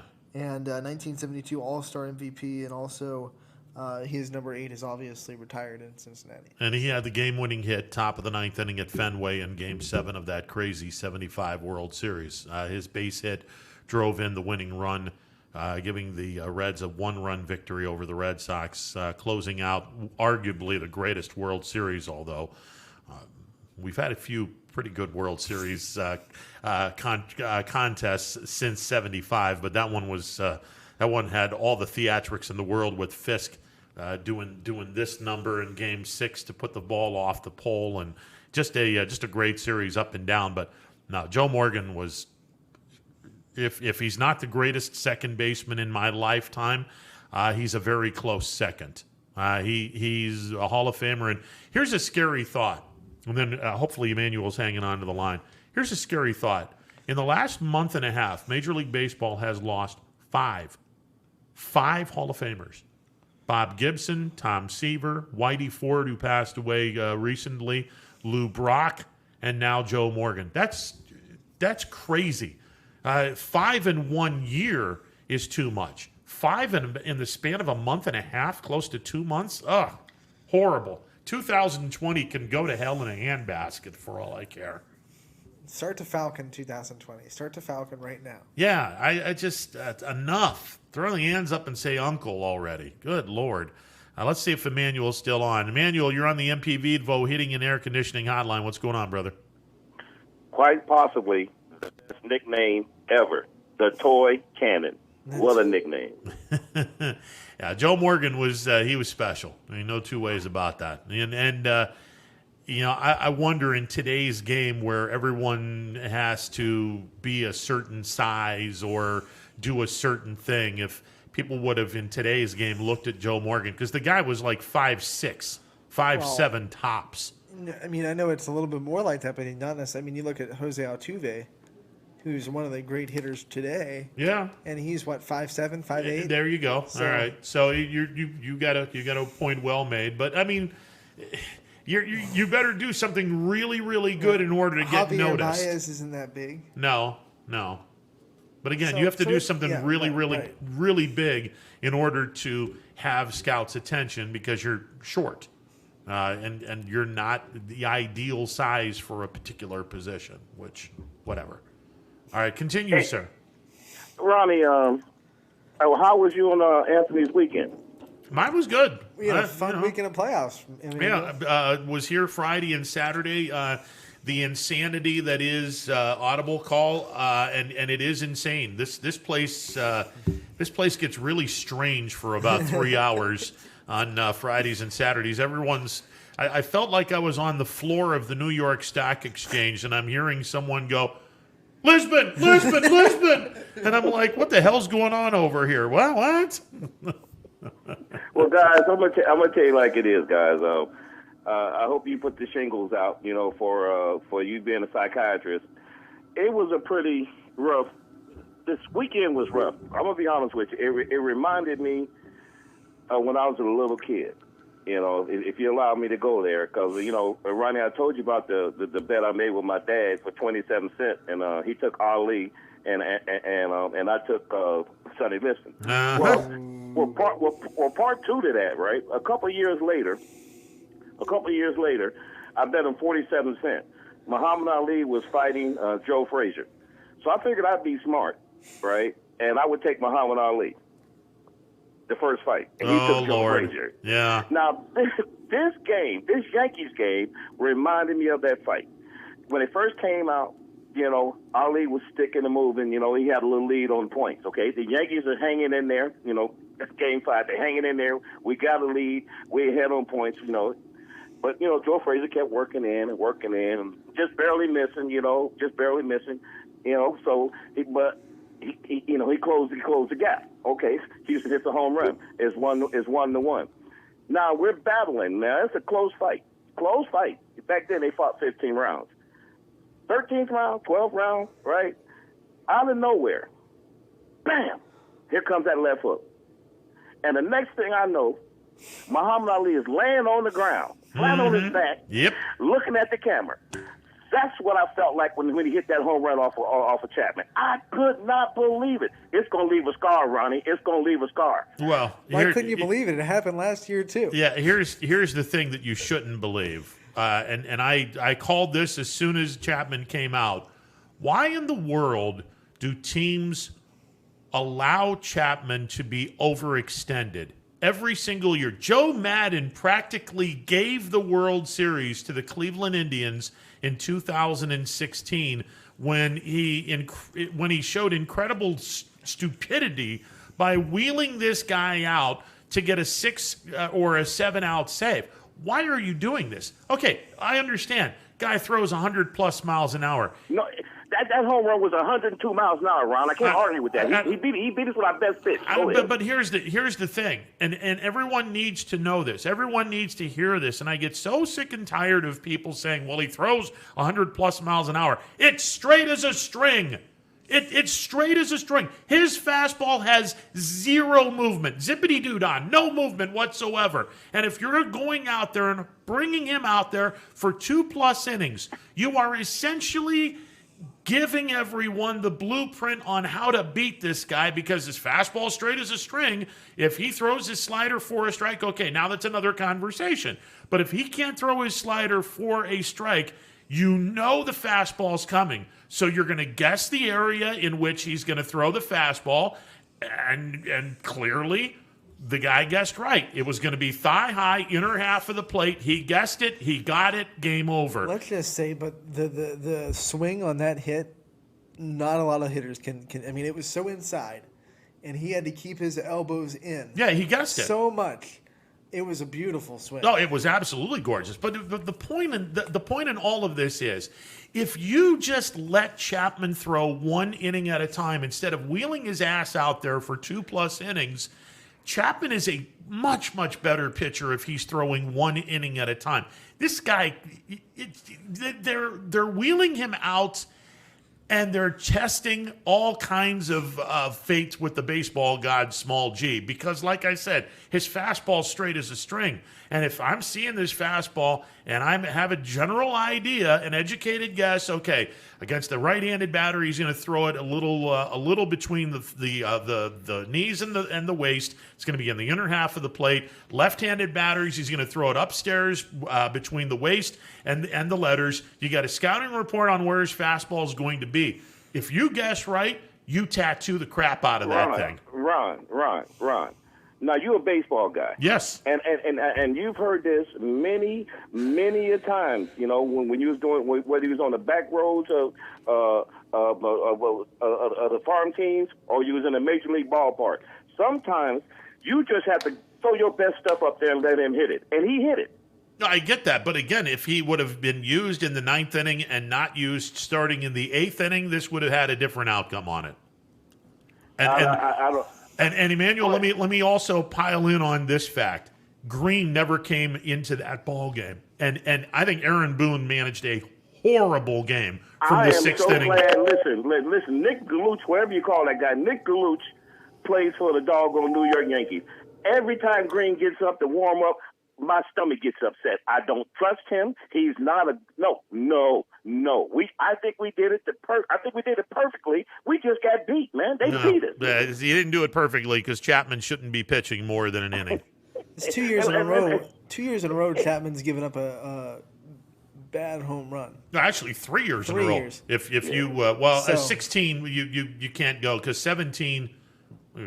He didn't give up anything significant in 17. No, in 18 he gave up the walk-off. 18 he gave up the walk-off. Last year he gave up a bomb, and this year he gave up a bomb. So in 4 of the last 5 years... You trusting him?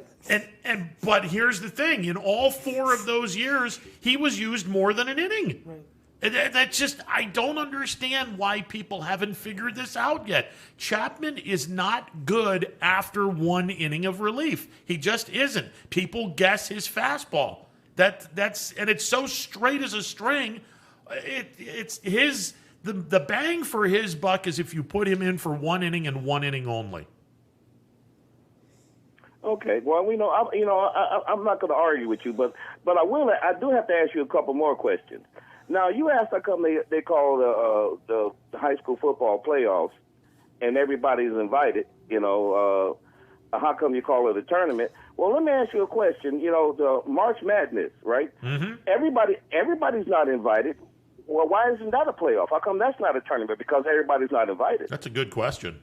It's just because, basketball and volleyball and baseball, it's always been a tournament. You always go to tournaments. And no one says football tournament. I think it's just the term. The idea is the exact same. It's just the term we decided to use for football has always been playoffs for some reason. Well, when we get to the pros, it's all playoffs. But you're right. In high school, I mean, the baseball, it's not playoffs. It's a baseball tournament. It's the volleyball. It's not the playoffs. It's a volleyball tournament. College football, it's playoffs for football, but it's Yeah. a basketball tournament, volleyball tournament, softball tournament, baseball tournament. Yeah. But for football, we've kind of we go back to the playoffs. I don't. It's weird. It's and I'm trying to get everyone to say tournament, and it's going over like a fart in church. It's not happening here. Well, and as far as the Cleveland Browns go, I got to call our buddy Munch, right? Because last time I talked to him, I thought he was going to send some people over my house, with nets to get me out the tree. But I said it before the season started that I liked what the Browns were doing. And Odell was hurt last year. He's healthy this year. Landry is a very good possession receiver.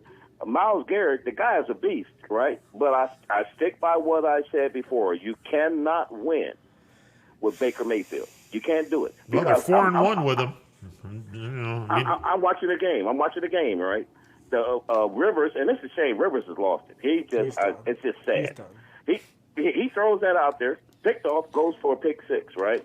I'm sitting there watching. I'm saying, maybe Cleveland just might be that. They kick off, and they give up a 102-yard return. And Ron, it took about 2 minutes because he went down one side, cut across the field, went down the other side. Yeah, that was the longest. That was the longest 102-yard kick return in the history of football because he kept zigzagging. I think it was about 25 seconds went off the clock because he was zigzagging all over the place. So the Browns get the ball back. First play, Mayfield drops back. He gets sacked. He fumbles the ball, but he falls on the ball. The next play, he drops back and he throws the interception. Where he was throwing that ball, I have no idea. So it reminds me, because I understand what you said. Because when I first seen Josh Allen, I said, "Man, you guys got a great quarterback." And you said, "Wait a minute. Yeah, one good year. You might be 2 good years. Let me see 2 or 3 years down the road." Now, I see what you were saying. Allen is that quarterback that you wanted him to be. I'm here to tell you, Mayfield, it will not be the quarterback that's going to lead a team. It's not going to happen. It depends on the situation, and I think that Cleveland is using him by and large the right way. Although I wish they would have ran the ball a little bit more yesterday. I think if Chubb and Hunt continue, and now the Chubb's out, it's more Hunt than Chubb, but if the running attack can continue to put up some solid numbers, I think you could win with Baker because you're not putting all the onus on Baker Mayfield because he's not good enough. I agree with that. He himself cannot lead a team to a victory. He hasn't gotten to that point, but because Cleveland is so damn good running the football, it's taking an awful lot of pressure off of Mayfield. And by and large, Mayfield's done a pretty nice job this year with all that pressure taken off of him. Now, he, like I said, and you alluded to this, he threw a couple of passes, and I'm like, what the hell were you doing? But again, as long as Cleveland can run the ball effectively, this team's going to be dangerous. And this is the last thing, because I know we come to the top of the hour. I'm going to tell you this about high school football. Don't worry about Springfield and who they play, because you know what? You got to outscore Springfield. Yeah, exactly. So they ain't worried about it. They don't care who they play. They're going to do their thing. So if you can't throw up 30 points, you're beat. That's all I got to say. Yeah, pretty much. Okay, my brother. Take it easy. See ya. That's Manual scout report. Short, sweet, and simple. Score 30 points or you're beat. You're beat. Don't score 30, you're beat. Sorry. He's right. He is. You better come into that game wanting to score at least 30-plus points. Otherwise, sorry about your luck. Until like the regional finals, state semis, where those teams will have really great defenses like Anna did last year. You better outscore Springfield or you're not going to win. And even if you have a great defense, they're still going to get theirs. You better have an offense that's willing or that's able to score. Otherwise, you're not going to beat Springfield. And the same thing can be said about Fitch and Canfield as well. You better come ready to score about 30 points. Otherwise, you're not going to win. Fitch has proven they can win in multiple ways, which is so impressive. Yeah, they're dangerous. You're on the MP Vivo Heating and Air Conditioning Hotline. What's going on? Hey, Ronnie. How we doing today? I'm good, man. Yourself? Yeah, good, thank you. Hey, I just have a quick question pertaining to high school playoffs. Yeah. Football. I mean, Yeah. that's the topic. Playoffs? I want to know, you always have this one guy on, and he's really good from the OHSA, Tom Stream. Yeah, Tim Street. Tim Street. Yeah, him, I mean, I'm sorry. Yeah, he's the director of media relations for the OHSAA. Yeah, I look forward to hearing him. He's actually pretty forward, too. He don't try to sugarcoat or hide anything. He tells you what he knows. No, he is one of those guys, and Tim and I have a really good relationship, and you knock on wood, and every time Tim Street comes on the air, he doesn't big league anybody, and he answers every single question that we have, and he answers it as honestly and sometimes a little too honest. But Tim is a great interview every time we get him on. Well, what I was just noticing here, and the reason I heard Emmanuel, I know he's a big Warren fan too, and I was noticing Division 7 playoffs, the number one seed, and I don't have anybody that goes to school because I'm too old. JFK got the number one seed, and because of the conflict with Harding, the stadium, the state would not allow them to move their game to Saturday. They told them they had to find a field and play Friday. Yes. So I think they're playing at Liberty. Yeah, they're playing at Liberty. Yes, sir. But Norwalk St. Paul is in the same situation. They rent Norwalk High School, and the state is allowing them to play Saturday. And I don't understand why some areas get to move games and some regions don't. I would just be curious. I don't know if he was coming on this week. That's a great question. Let me. I don't know if we can get him on, but let me ask Tim about that and see if we can get an answer, because one would think you must have some consistency in all of this. Now, well, correct, and especially, I mean, I don't understand then what good is it to be a number one seed if you have to play at a neutral site? And I understand if you're better, you're going to win. I mean, I do understand that theory, but the point is, I hadn't noticed it till today. I was looking at playoff brackets, the one they put online. I'm going, wait a minute. They got this date wrong. Norwalk St. Paul can't play on the 17th because Division 7's Friday. Yeah. And then I went online, and they said, well, no, we share a stadium, and we're not going to rent a field, and we're seated. We're playing Southern Local at home, so they moved their game to Saturday, the state. I didn't understand the fairness of that. You know, I'm wondering, and I'm going to assume this. I don't know because Norwalk is so far away. I'm wondering if there are any schools anywhere remotely close to Norwalk, or any schools that have the same setup as Norwalk. I'm not even familiar if Norwalk has turf or natural grass. Oh, I don't know, but I'm just saying you got to be a little more consistent, because the only two options for JFK, I know for a fact, were Liberty or YSU, and YSU is just a little too expensive when you already had to deal with Harding, you know, as far as rental. Sure. So that's why they end up going. Well, and I think this is the perfect landing spot for Harding, or for JFK, because Liberty is a smaller venue, and you're not going to get a lot of people because of the 15% of capacity. So yeah. I think it's a great landing spot, and I think that geographically it makes sense as well. Lowville won't have a tremendous trip. Not that Lowville to Warren is a tremendous trip, but it's a smaller trip for them. It's a smaller trip for JFK in some regards too. Well, yeah, technically it's well, if they win. I mean, I don't know if they win or not. I don't know who's better between Lowville and them, but it's only a 1 week thing, because I think Harding's only guaranteed one more home game. The way the seating pairing looks. Yeah, no, Harding will be on the road unless Fitch loses to Twinsburg, which, spoiler alert, they're not. Then Harding would have a home game. If Fitch loses to Twinsburg, that should be the major story in every paper in northeastern Ohio. They look pretty impressive, that's for sure. And remember, in a normal world, this Sweet 16 game would be in a neutral site anyway. So in a normal world, JFK would be playing in a neutral site anyway. No, they would not. No, well, first game, the higher seed always gets the home game. But in the normal playoffs, there's no bye weeks, because there's only 8 teams. So yeah, right. But for the number one seed, you couldn't get over why they got moved. That's all. It's no big thing to me. I was just curious. Let me ask you. Dana Balish brought up an interesting point that coaches are going to be talked about with the OHSAA.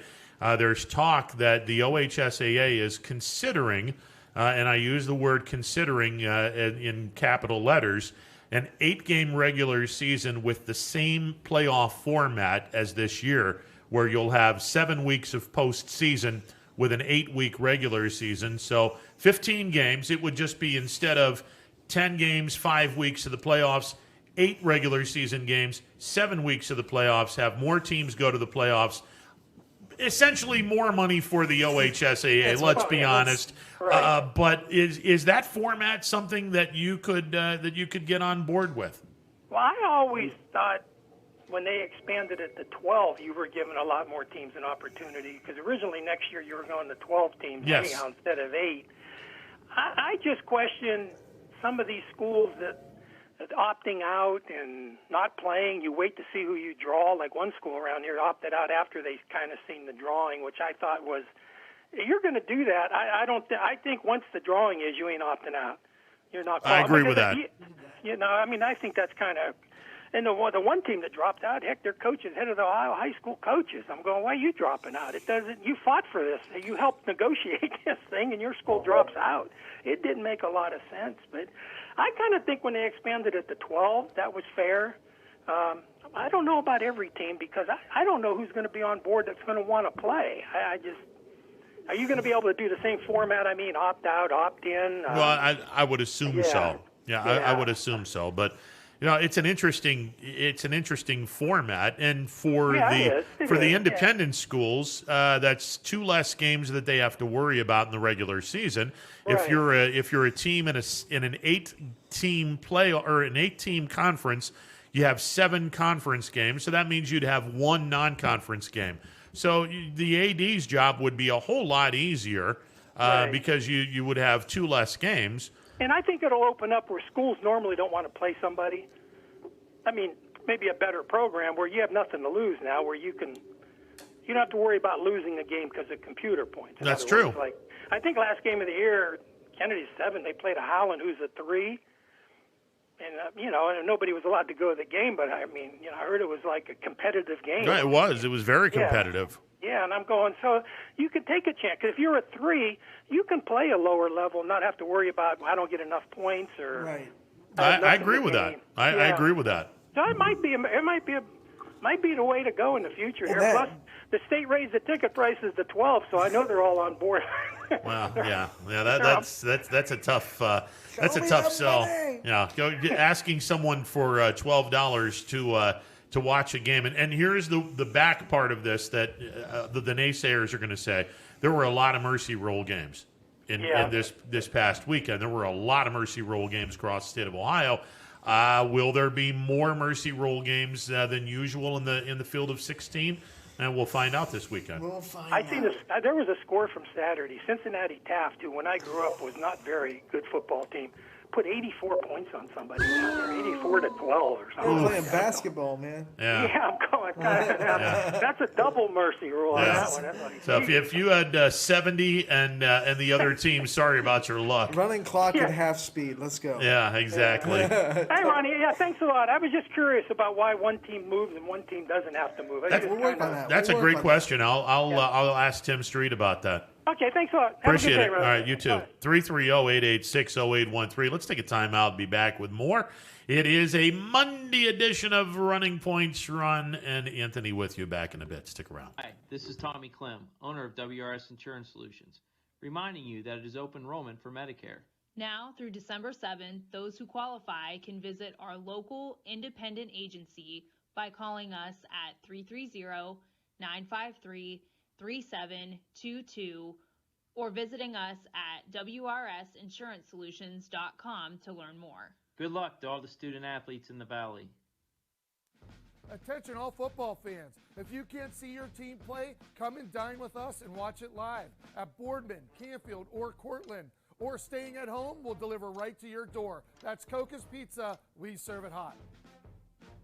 2020 will be a season like we've never seen before, but 21 Sports and YSN will be there for every key moment. The plays, the players, and the stories that will headline this season. Delivered by 21 Sports and YSN. Planning a project around your home or rental property? Trust the electrical service to the local experts with 62 years of serving the Mahoning Valley. Joe Dickey Electric is your local go-to source for responsive, reliable residential electrical work. From everyday maintenance and repairs to new installations, electrical upgrades, and safety inspections, no job is too big or too small. Call Joe Dickey Electric today, 800-549-3976, or visit DickeyElectric.com. That's DickeyElectric.com.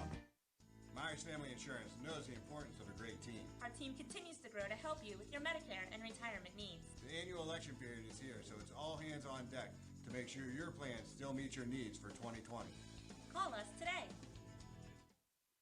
Baird Brothers remains your source for fine hardwood products. For the time being, we're open for customer pickup only on weekdays, 9 a.m. to 4 p.m. and Saturday from 9 a.m. till noon. Place your order online at BairdBrothers.com. Baird Brothers, for the place you love. Quality, customer service, and integrity. Those are the 4 words that have driven our success since 1957 at Joe Dickey Electric. Joe Dickey Electric is one Mahoning Valley landmark business that stays current with the requirements of our customers. Family owned and managed, we are an electrical contractor and energy solutions provider. Every member of our team adds to his or her skill set through ongoing training. Residential, commercial, industrial, automotive, and more. We keep ahead of the needs of our customers with a fleet of more than 50 vehicles and 24/7 emergency service, so you're never left in the dark. The 4M Company, being an architect and construction manager for over 40 years, has had the opportunity to use many different electrical businesses for our projects. The depth, quality, and knowledge and attention to detail displayed by Dickey Electric makes them stand out above all the rest. For state-of-the-art expertise and a timeless commitment to our customers, contact Joe Dickey Electric. We are everything electrical.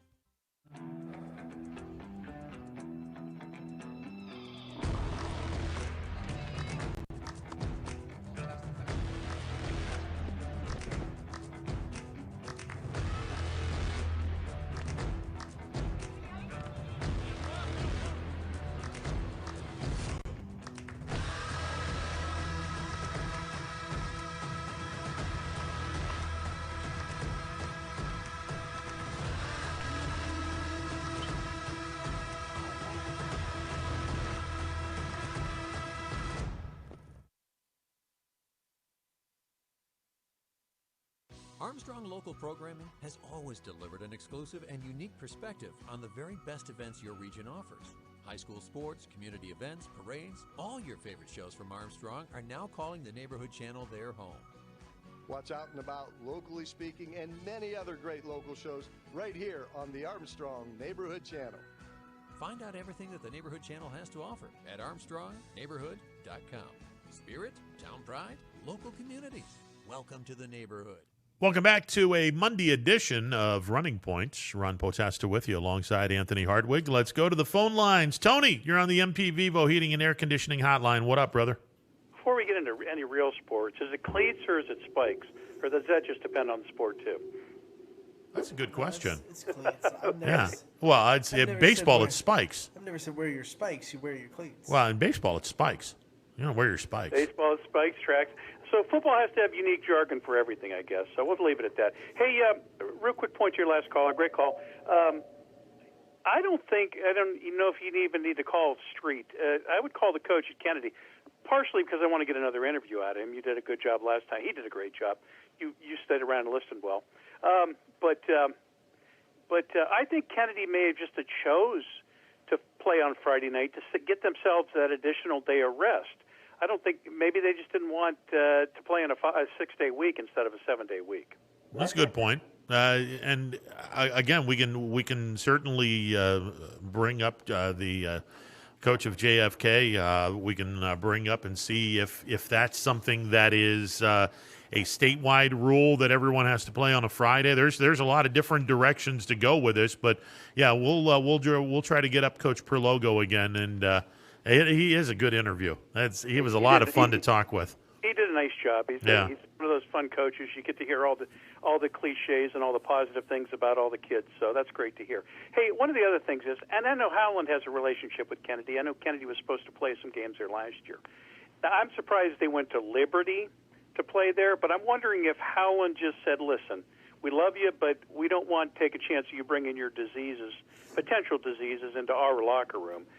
Between, they have a soccer team still playing and their football team still playing, so. Well, and maybe there's a lot of legs to that because Liberty is eliminated from the playoffs. Now they're still playing in the regular season, but they are eliminated from the playoffs. So there could be something to do with that. No question. Again, too, by the way. Yeah. Say playoffs again. Yeah. Playoffs. Okay. I wanted to make a comment about the high school class, and I don't mean to offend anybody. If any kids are listening, turn off the radio. That's fine. But some of these, I think it was nice because of the circumstances to invite everybody, but every one of these teams didn't belong in there. You know what? I have no problem with mercy rules in the first round of a playoff, but the first two going into the first three rounds of the playoffs, it gets a little bit excessive. Well, hell, we get mercy rule games into the quarterfinals and semifinals. Yeah, but those are a lot less frequent. It's just the nature of football these days. The differences are exponential and not linear like they used to be. When it was 4 yards in a cloud of dust, you weren't getting mercy rules. But now everything is over the top, and it's just exponentially the differentials. So, I just wanted to throw that out there. I looked at the scores, and I know some of these teams. And by the way, great for Howland, they won the game. But the people who were saying they beat Bookdale, I know the facts over there. Bookdale lost all their kids to Massillon. They lost 5 blue chippers to Massillon this year. They're really down this year. So, good luck, Howland, in the second round. Yeah, well, we'll see what happens. But Dana Balish brought up an interesting point where the OHSAA is going to broach the subject with the coaches and say, we're thinking about keeping this format in the playoffs and lowering the regular season to 8 games. So you'd have 7 weeks of playoffs, 8 regular season games. It still works out to 15. I don't know if I don't know if this is something that that a lot of people would jump on board with. I don't have a problem with it, but I think you nailed it, though. I think it comes down to the money. They don't get anything for the first 10 games. They get money for 11 through 15. Yeah, exactly. So now if they're going to get money through 9 or 8 through 15, that's a little nicer for them. Oh, absolutely. And then let's be honest, it's all about the Benjamins. It's there's no two ways about that. Now, if you have 12 teams, well, you're going to have a bye for the first 4 seeds next year, so you'll get to the field of 8. And then you'll have 1 extra week in the postseason. Now, does that mean that we're going to drop the regular season 9 games? So it's still 15 weeks total? I don't know. Interesting. Hey, do me a favor. Well, I'm wanted to move on to something else, but could you get the Howland soccer coach? And I'm not even sure I consider soccer a sport. That's a joke. But get the Howland soccer coach on because they're doing a hell of a job over there. You hear that, Anthony? We need to get the Howland soccer coach on. Anthony's the guru when it comes to volleyball and soccer. Those are the sports I'll look at him and say, hey, I need this guy. When you were not there last week, I heard soccer and volleyball, so I guess I could have assumed that. Yeah, there you go. I mean, that's I leave for a consultation, and the program turns into a volleyball all the time. That was cool. It was great. Hey, real quick comment, maybe just to stir up some of your listeners. But I watched the Browns game yesterday, and because the Bills weren't on, and thank you, Titans. But I didn't think that was a dominant performance. I mean, if it were, I'm a little disappointed in Phillip Rivers.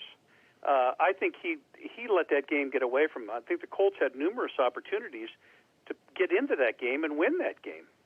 Well, he's old, and he's showing his age, and it's unfortunate. But he didn't particularly have a good game. Now, having said that, the Browns' defense had a few things to do with that. They were getting after him pretty hard, and we have pretty much bashed the hell out of Olivier Vernon because he doesn't get to the quarterback, but he put an awful lot of heat on the quarterback yesterday. He had a good game. I agree with that, but Phillip Rivers' mobility isn't the same as No. Jackson's mobility. No. And we'll see. No. We'll see how many times that quarterback's getting trapped in the backfield, not able to step up and make throws when they get against a mobile quarterback.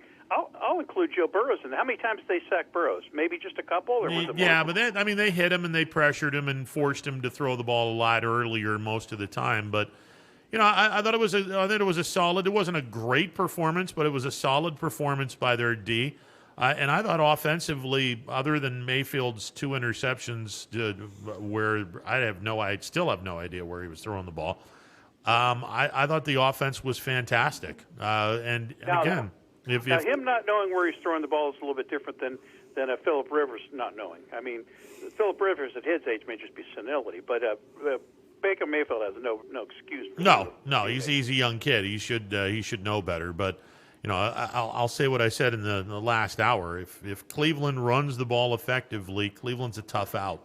They'll be a tough out against anybody because they're not putting all of the eggs into the basket of Mayfield. If you have Chubb and Hunt running and getting significant yardage, you're putting less pressure on Mayfield. That's and Mayfield just you're not going to win a ball game if Baker Mayfield is given all of this responsibility. He's not that good a quarterback. But if you have a solid running attack that takes some of the pressure off Mayfield, I think that's where Baker's the best. Now, or plays his best.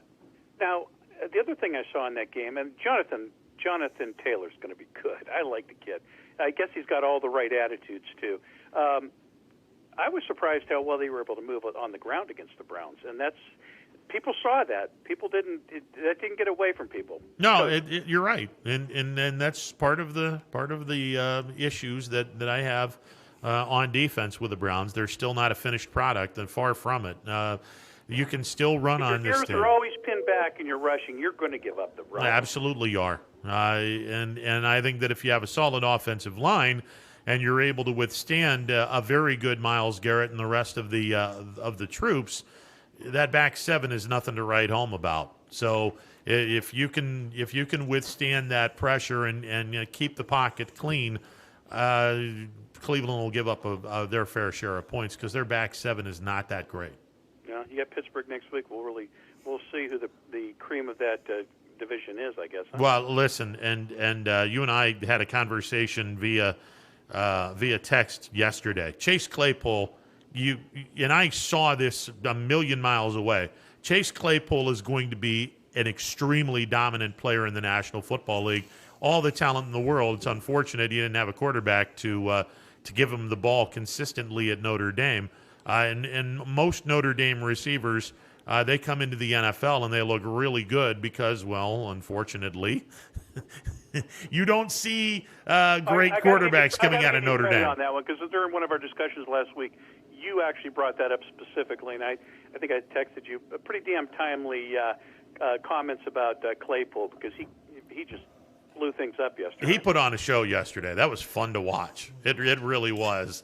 And I wasn't rooting for the Steelers, but, man, that was fun to watch. What's it with the Steelers? They can't miss on a linebacker, and they can't miss on receivers. Yeah, it's amazing. And what makes that team great year in, year out, it's not just about the first round. What you do rounds 2 through 6, and the Steelers, by and large, they do their job. They get the diamonds in the rough, and that's why they're where they are. I mean, they draft extremely well rounds 2 through 6 year after year. Okay, well, we'll talk Bills next time. But, Anthony, I hope I didn't give you too much work, but I really would love to hear a little bit about soccer, and maybe Howland soccer specifically. We'll get to don't know when playoffs start, don't know how things shake out in that sport. Oh, yeah, well, we'll definitely work on it. We'll try to get some of the coaches from YSN schools first, try to make them a priority, but we'll talk to Howland, too. And since Anthony joins me on Wednesdays, I think Wednesday might be a golden opportunity for us to try to get the Howland soccer coach on and maybe some of the other coaches from the schools and sports we don't talk. Off the top of your head, Anthony, or not? Huh? When did their playoffs start? Howland has a bye, so they have their first playoff game on October 24th at home. Oh, okay. Fantastic. Okay, guys, have a great show like you always do. See you guys later. All right, see you, Tony. 330-886-0813, the MP Vivo Heating and Air Conditioning hotline, open for business. Yeah, when you come back on Wednesday, we can work on that because can you imagine me trying to interview something about a sport that I know very little about? I'm lost with soccer too. I mean, it's all volleyball. I mean, I do volleyball. So wait a second. No. Wait a second. We have to have Vargo. Vargo's our soccer guy. I'm not I have not done a soccer game ever. This is one of the reasons why YSN is kind of... See, this is new territory. I thought you were a soccer guy. No!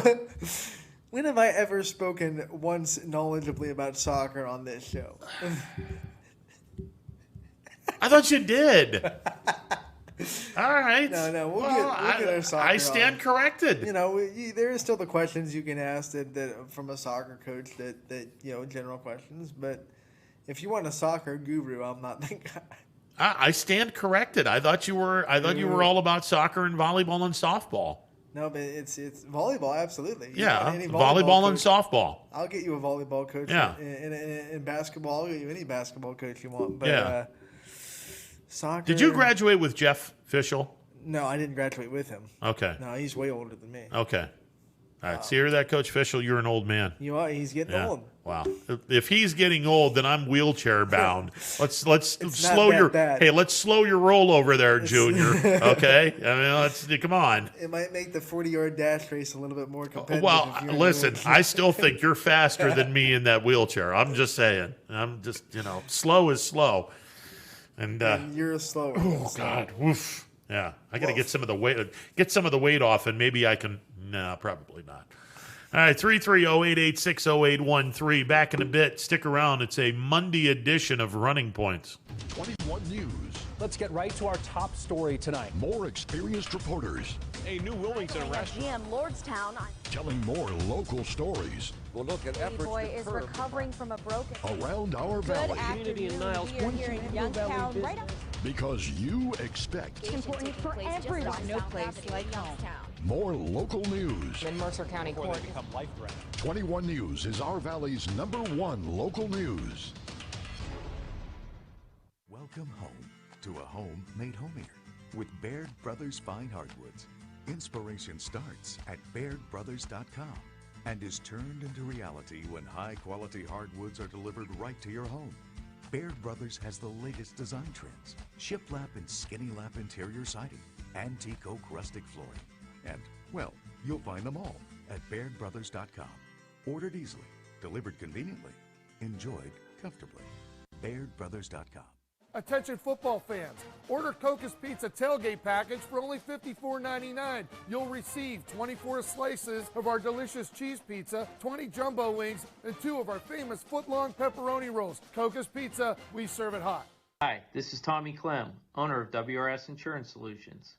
WRS Insurance Solutions is a local independent agency that specializes in life, Medicare, long-term care, and disability products. Call us at 330-953-3722 or visit us at wrsinsuranceSolutions.com to learn more. Good luck to all the student athletes in the Valley. Your Armstrong services are more important than ever. There are more and more connected devices in the home these days. To get the most out of your experience, you need a network that is always getting better. You deserve superior performance, and that's what Armstrong offers every day. Whether you're working from home, enjoying your favorite content together, or simply catching up while apart, count on Armstrong to keep you connected to what matters most.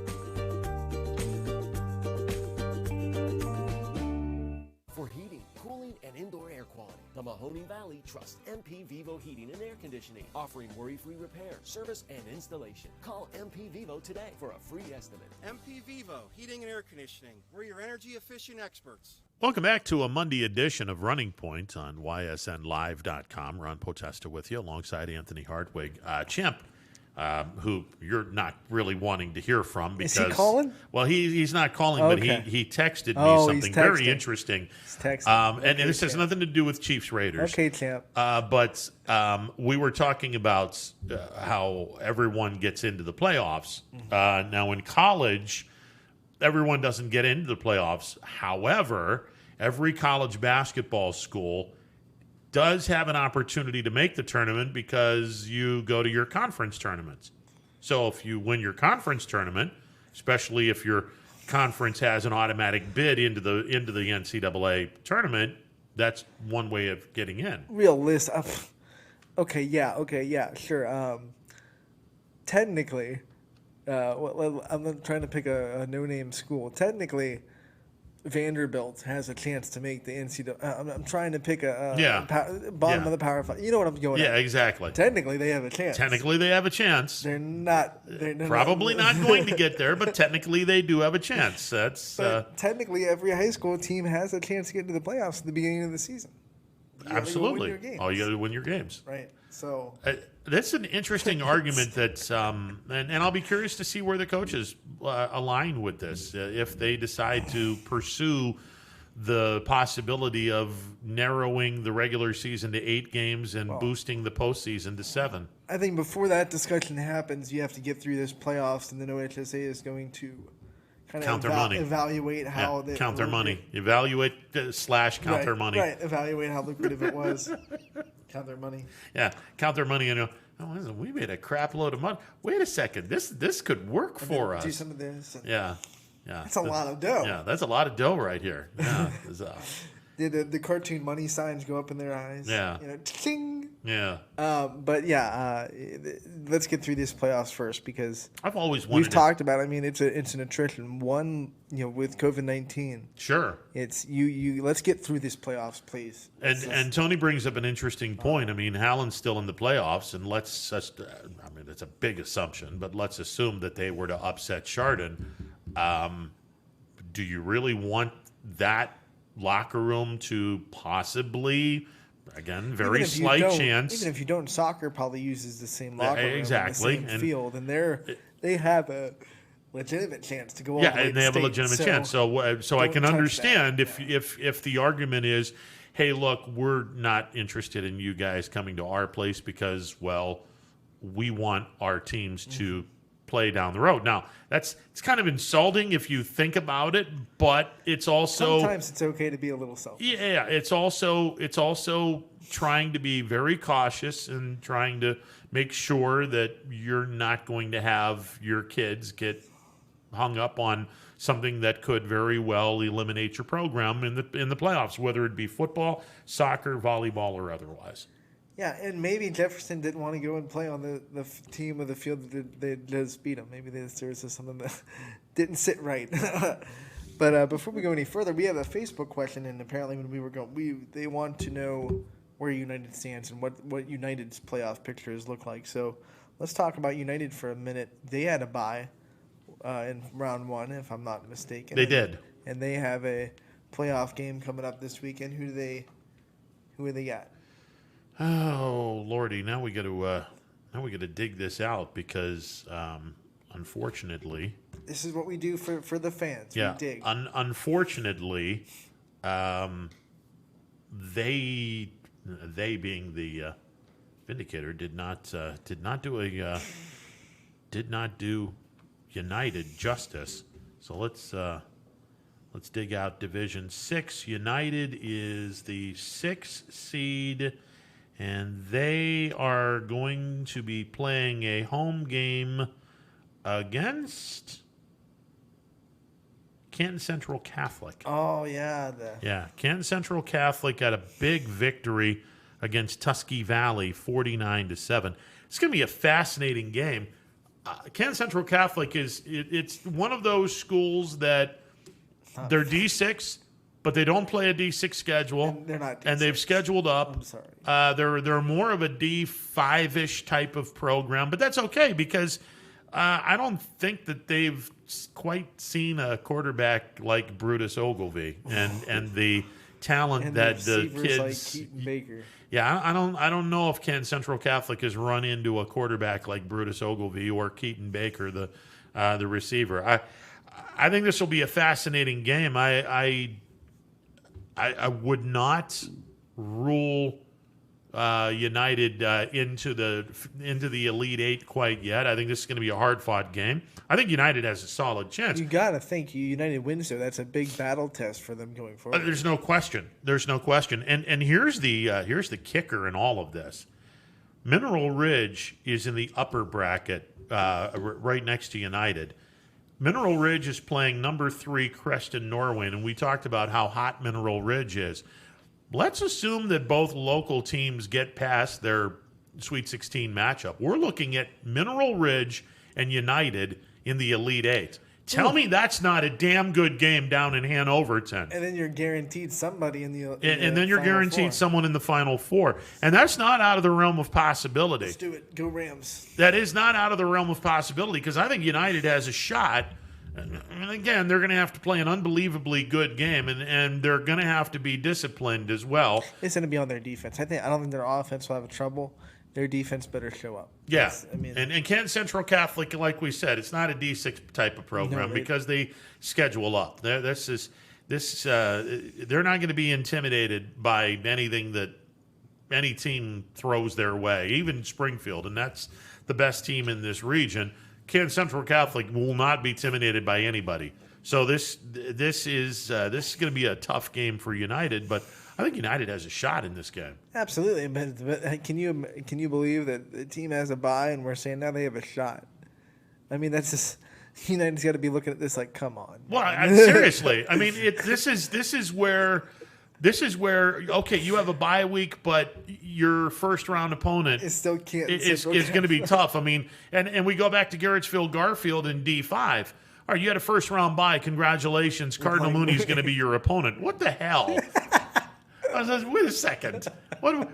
How fair is this? So, I mean, you just gotta you gotta play the team that's in your way. You go back to when we talked about Mineral Ridge. Put your head down, worry about yourself, and just play your game, and you'll be fine. Exactly. You can't get too caught up in the fact that it's Canton Central Catholic or that it's Cardinal Mooney and all the history that Cardinal Mooney brings with them. So you just gotta put your head down like a ram and not look at what's in front of you and just barrel through it. Honestly, the more I think about this, the better I think the chance of a very real chance of an all-local quarterfinal matchup between Mineral Ridge and United. Now, granted, both teams are going to have to play extremely good football. United hosting a quarterfinal, a semifinal, right? Well, it would be a quarterfinal. A quarterfinal. Because this is around the 16. I wonder if that's ever happened before for United.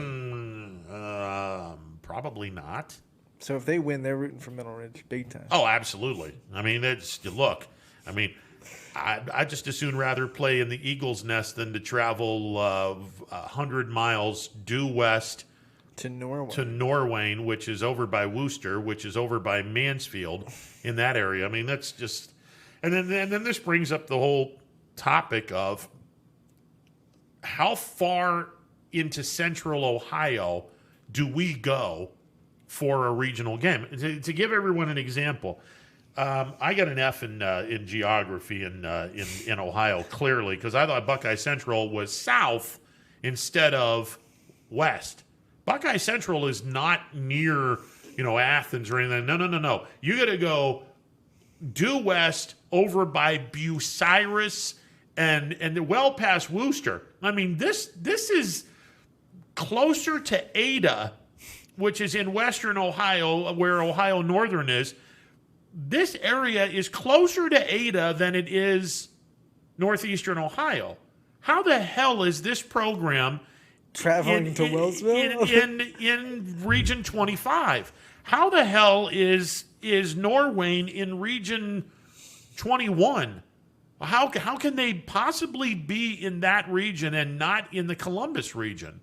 That doesn't make any sense to me. Now, and I understand the OHSAA likes to even everything up, and they take the team closest to to certain regions, and that's why Maslin was bounced out of Division II Region 5. They were bounced to the Columbus region because they were closer to Columbus than any other school.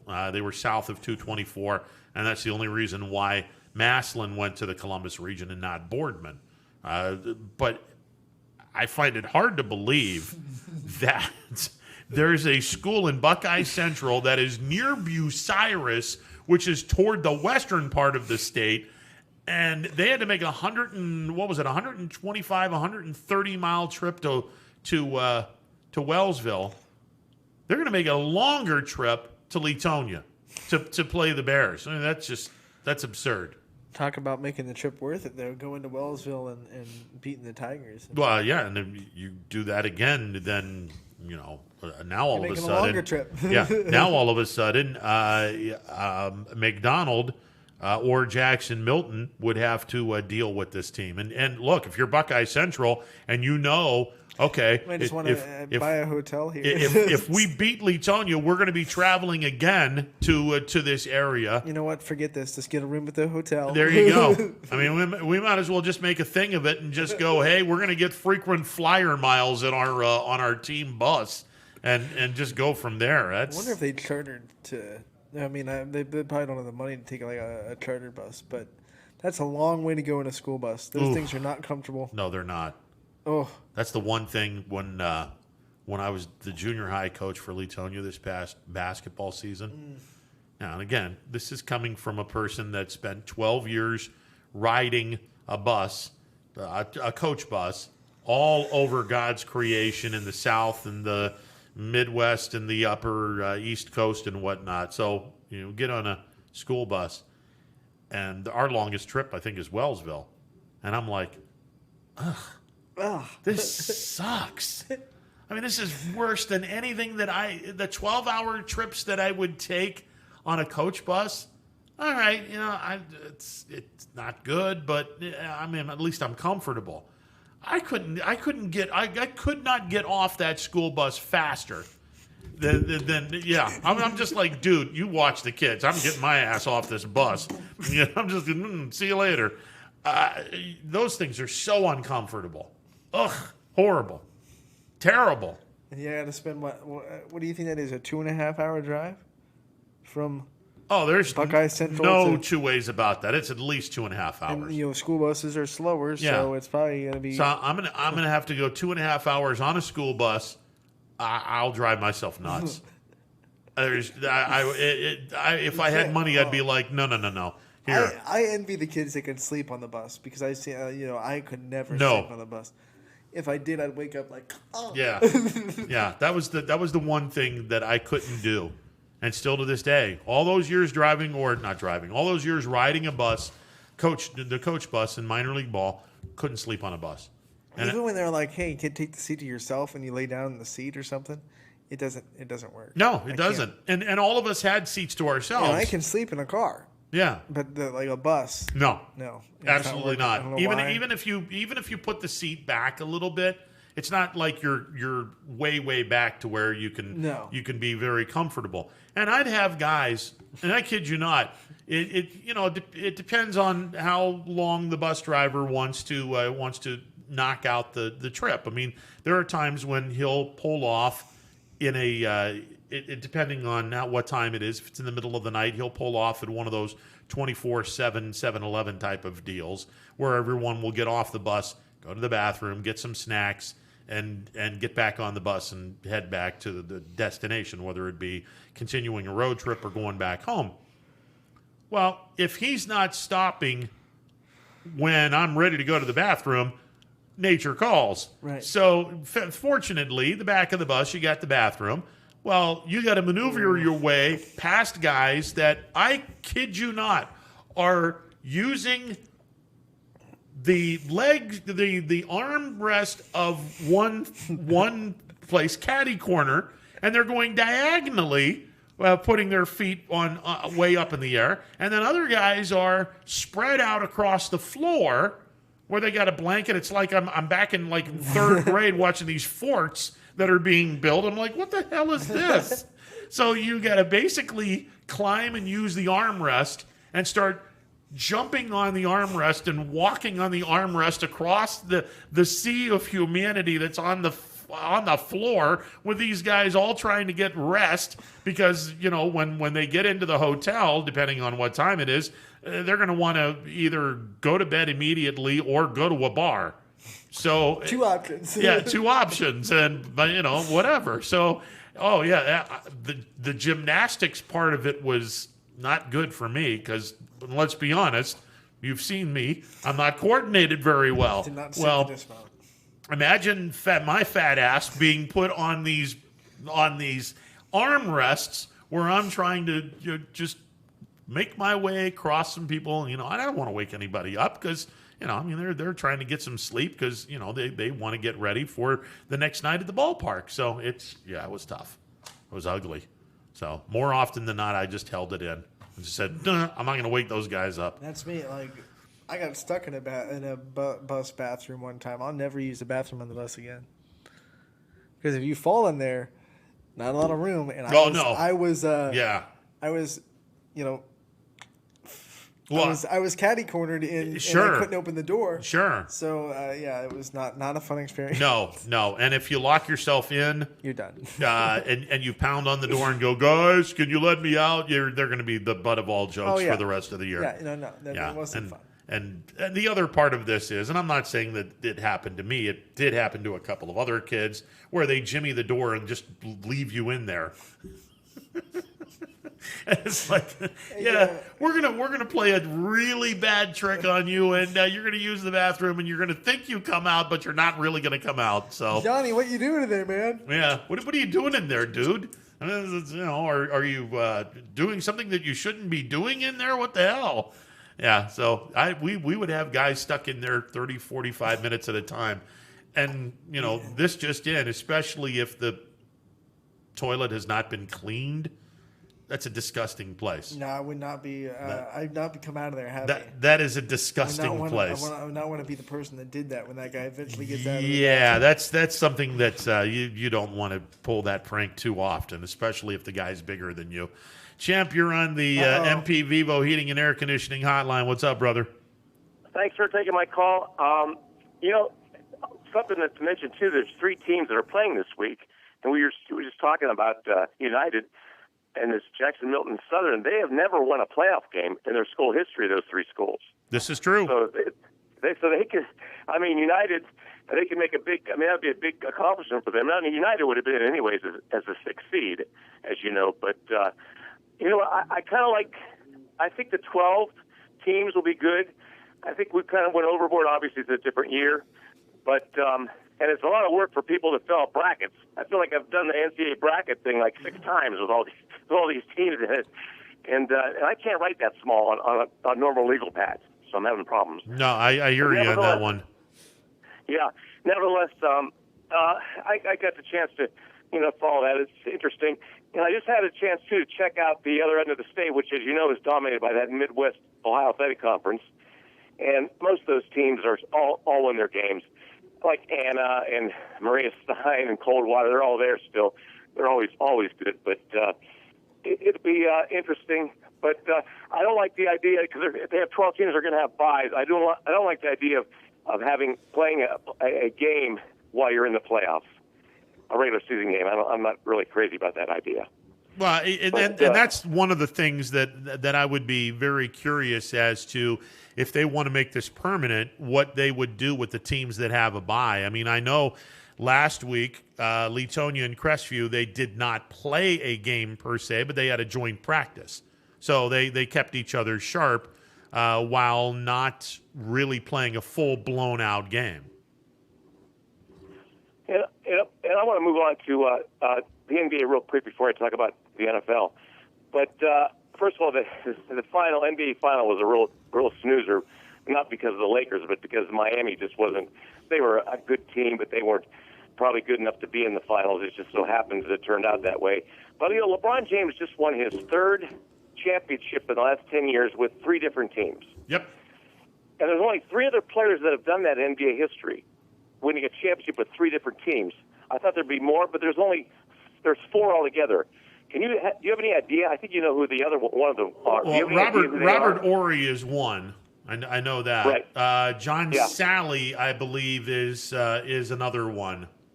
Very good. He won with the Pistons, the Lakers, and the Bulls. Yeah. The third one, I'm drawing a blank. Is it Steve Kerr? Well, the third one happened last night. Danny Green. All right, Danny Green. Last night. Okay. Because he was on Toronto, he was on San Antonio, and now he's with the Lakers. All right. To me, that's unbelievable to do that. What LeBron has done in the last 10 years, to go to the finals 9 of the 10 years, win 4 championships with 3 different teams. And I saw that record.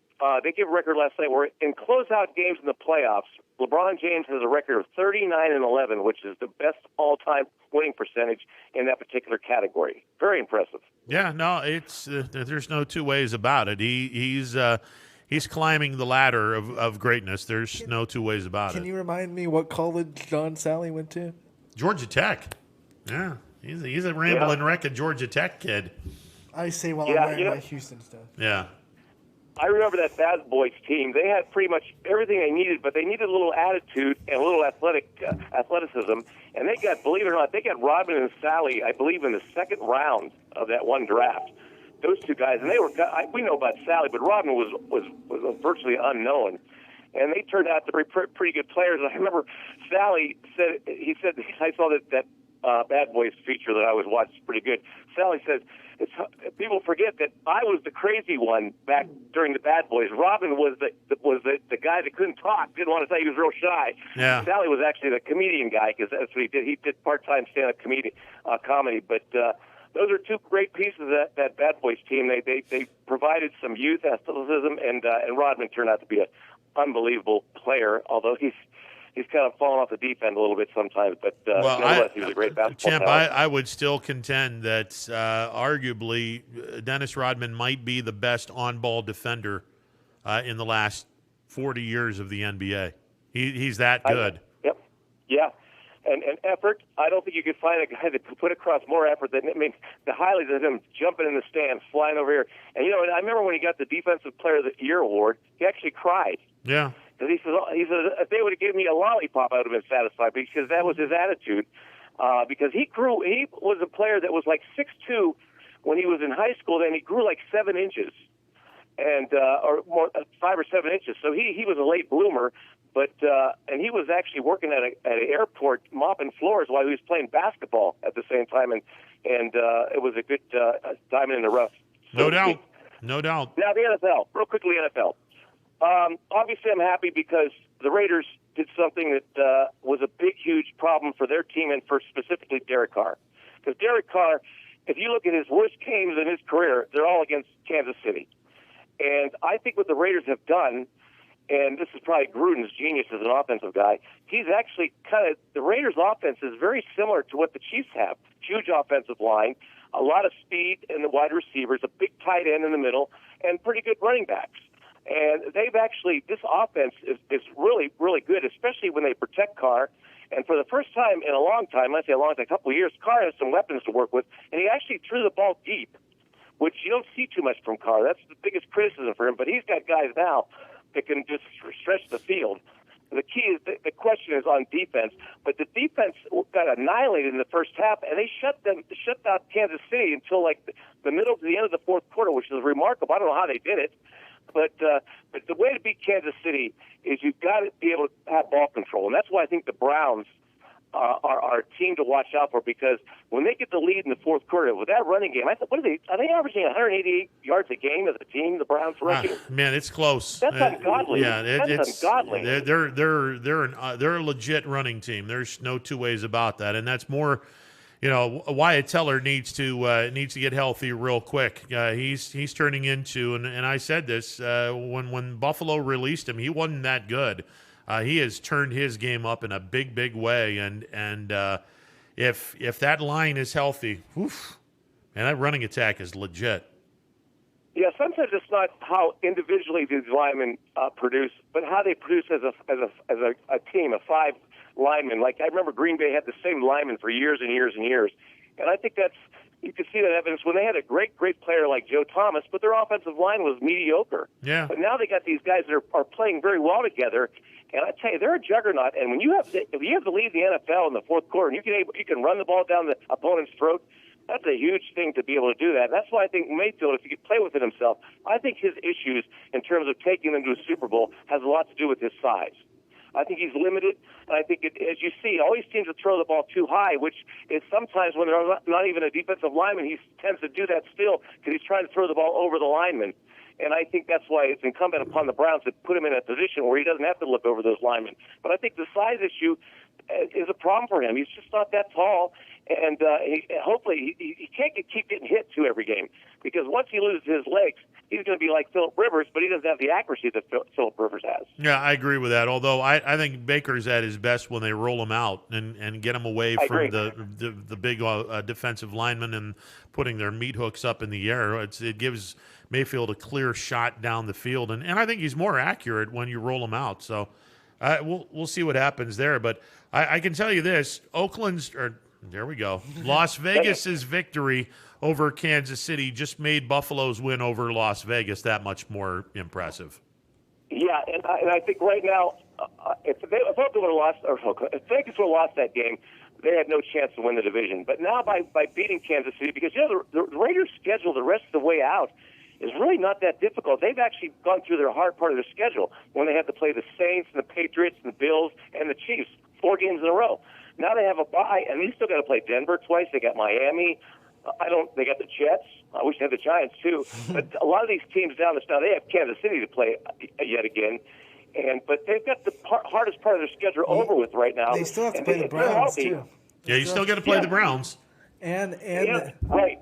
And the Browns' schedule down the stretch is not that bad either. I mean, I was looking at the Browns; they've got like 6 wins you could maybe almost count on right now. And you still have to play the Chargers twice, right? So the Chargers, the Chiefs barely escaped the Chargers game with a win. So the Chargers, you can't sleep on those guys. No, but they got a young quarterback still, rookie quarterback, and they're just not as good as now. Phillip Rivers, you could see why. You know, Phillip Rivers he's so immobile that he's a part of he's a dinosaur.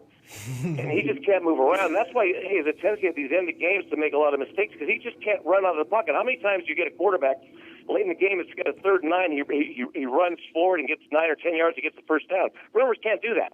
He has to have perfect protection, and that's what hurts him a lot of times late in games when these linemen are chasing him around. He just has zero mobility. But for what he's done for his mobility problems, he's had a pretty good career, but he is not really good in the clutch, Rivers.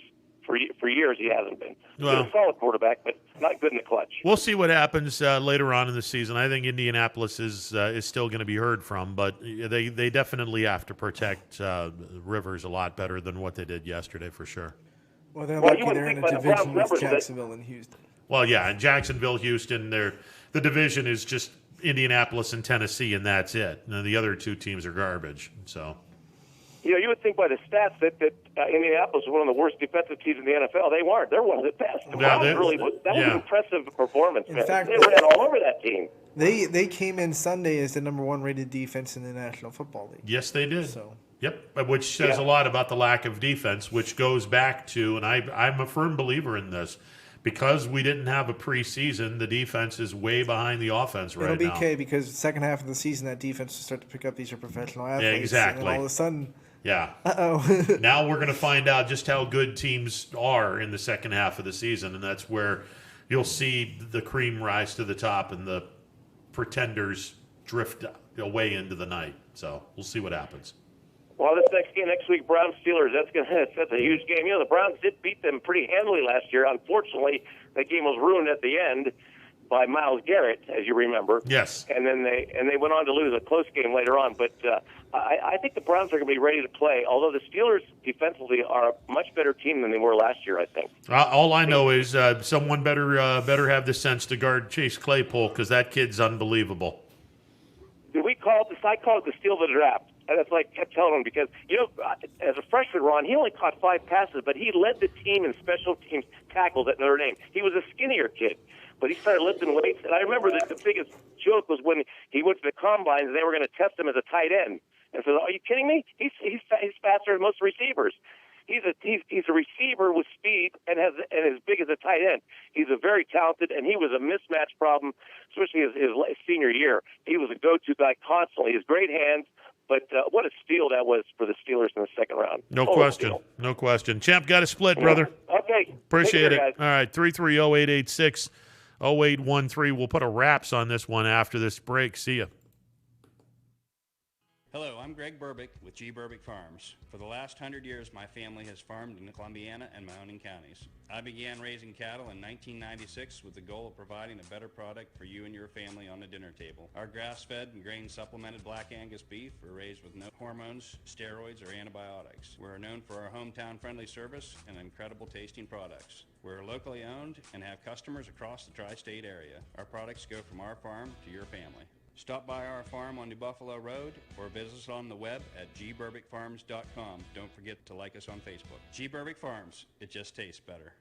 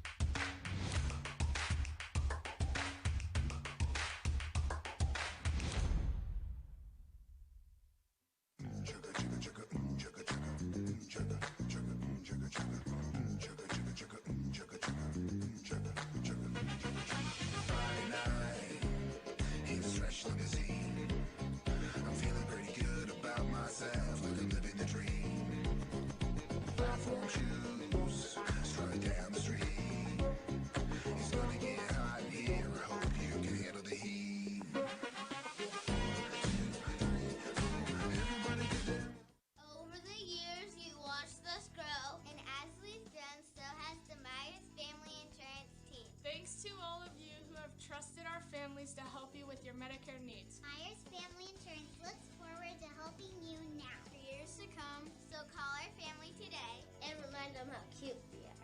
Myers Family Insurance continues to be the area's resource for all your Medicare and retirement needs. Call today, 330-286-3044. It's storm season. I think we're under the gun for some heavy storms over the next couple of hours. And Storm Tracker 21 is ready. This is probably the one we're keeping a closer eye on. On air. And locally, we're going to have a lot of eyes on our area. Online. All right, let's talk high-risk futurecast and the timing of this weather. On social media and on our app. Rain will come and go tomorrow. There'll be some dry intervals. Stay ready with Storm Tracker 21. The severe weather threat now through around sunset this evening. Hi, I'm Colin Chupa. And I'm Kelsey Clem from K-Squared Marketing. Our boutique marketing firm specializes in media planning and buying, public relations, event marketing strategies, and strategic sponsorships. We can integrate our services with your existing game plan, or we can be your entire marketing team. Your goals, our game plan. Let's win together. Call K-Squared Marketing at 330-623-2730 or visit ksquared.marketing to learn more.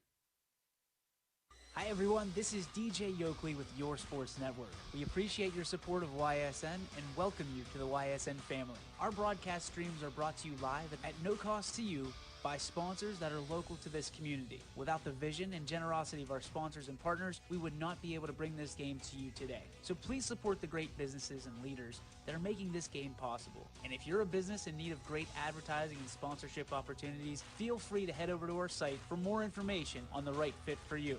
We are local, we are loyal, and we are live. We are YSN. Ah, the details. Baird Brothers Fine Hardwoods is one fine ride. Perfect cornering, superb handling, sporty and stylish, power to spare, plus awesome mileage. Yeah, jaw-droppingly beautiful lines and well appointed with luxurious trim. Put more oomph in your life and start beholding the molding. Find your home's fine hardwood at BairdBrothers.com. No matter what the weather, be prepared with a reliable, efficient Rude gas furnace or air conditioner from MP Vivo Heating and Air Conditioning. Call your energy-efficient expert, MP Vivo, today for a free estimate. Here at MP Vivo, we rely on Rude, and so should you. Welcome back to a Monday edition of Running Points on YSNLive.com. Ron Potesta with you alongside Anthony Hartwig, and come Wednesday, now we'll see if we can piece together a couple of couple of interviews with some coaches from different sports and go from there, along with the normal guests that we have. Brian Driscoll talking Notre Dame. Boy, they looked flat Saturday against Florida State early on, but they won. That's all that matters. We said they would. We said they would, and they did. Brian Tolnar from Mill Creek. My guy was cut. That's how did Kokrak do? He got cut too. Oh. He was 6 under, and 7 under was the first of the folks that were going to be taken. So he didn't win any money either. So we'll catch up with Brian at 1 o'clock. John Vargo from the Vindicator/Tribune Chronicle. He calls in every week at 2 o'clock. So between all of that craziness, we'll see if we can get the soccer coach of the Howland Tigers on, maybe a couple of other coaches from your volleyball connections, and go from there. Let's have some fun with that. Let's have some fun. Yeah, absolutely. Power Hour is going to be coming up, and they're going to be bringing up a subject that is near and dear to my heart, the grade point average. I think it was the Alliance Review this weekend had an article where there are teams in the area that's I'm shocked at how low the grade point average is, in which kids are eligible with a certain grade point average. I am stunned that any school would allow their kids to play with anything less than a 2.0 grade point average. I'm absolutely stunned by that, because at some point in time, it's student athlete. It's not athlete student. Right. For me, and again, I'll even take it a step further. For me, and this is kind of hypocritical because I never approached 2.5 until my senior year, but I'm not having a kid play unless he has a 2.5 grade point average, because at the end game in all of this is you want to be able to be academically smart enough to move on, whether it be college, trade school, if you're planning on joining the armed forces. Yeah, they take a look at what you've done grade point average wise as well. So I just when I see schools that are, oh yeah, if you've got a 1.5, yeah, you can play. What the hell? What is that? Yeah, we continue to lower the bar in every facet of our society, and unfortunately, that's coming into GPA for student athletes as well. Craziness. So DJ and the boys will most definitely be talking about that. Also, congratulations to East Palestine getting their first victory of the season. Job well done. They beat Ashtabula St. John. Fantastic win for the Bulldogs, and we'll see if they can go 2 in a row. Friday night. I think they're Waterloo. Yeah, they're playing Waterloo Friday night. So there you go. All right, that'll do it for the show. Many thanks to the phone. Many thanks to you, the phone callers. Many thanks, Dana Ballish from TV 21 checking in at 1 o'clock. Had some fun talking about the second round of the. I guess I'm going to call it playoffs. Still think it should be tournament, but clearly the word tournament in football goes over like a fart in church. So we're going to go playoffs. Playoffs. There, you can sing that a little bit. Yeah, so field of 16 starting Friday nights and then continuing into Saturday night, and we'll continue to talk about the matchups. That'll do it for the Monday edition of Running Point. Power Hour is coming up next. Have a great rest of the day. We will talk tomorrow, noon to 3 on YS.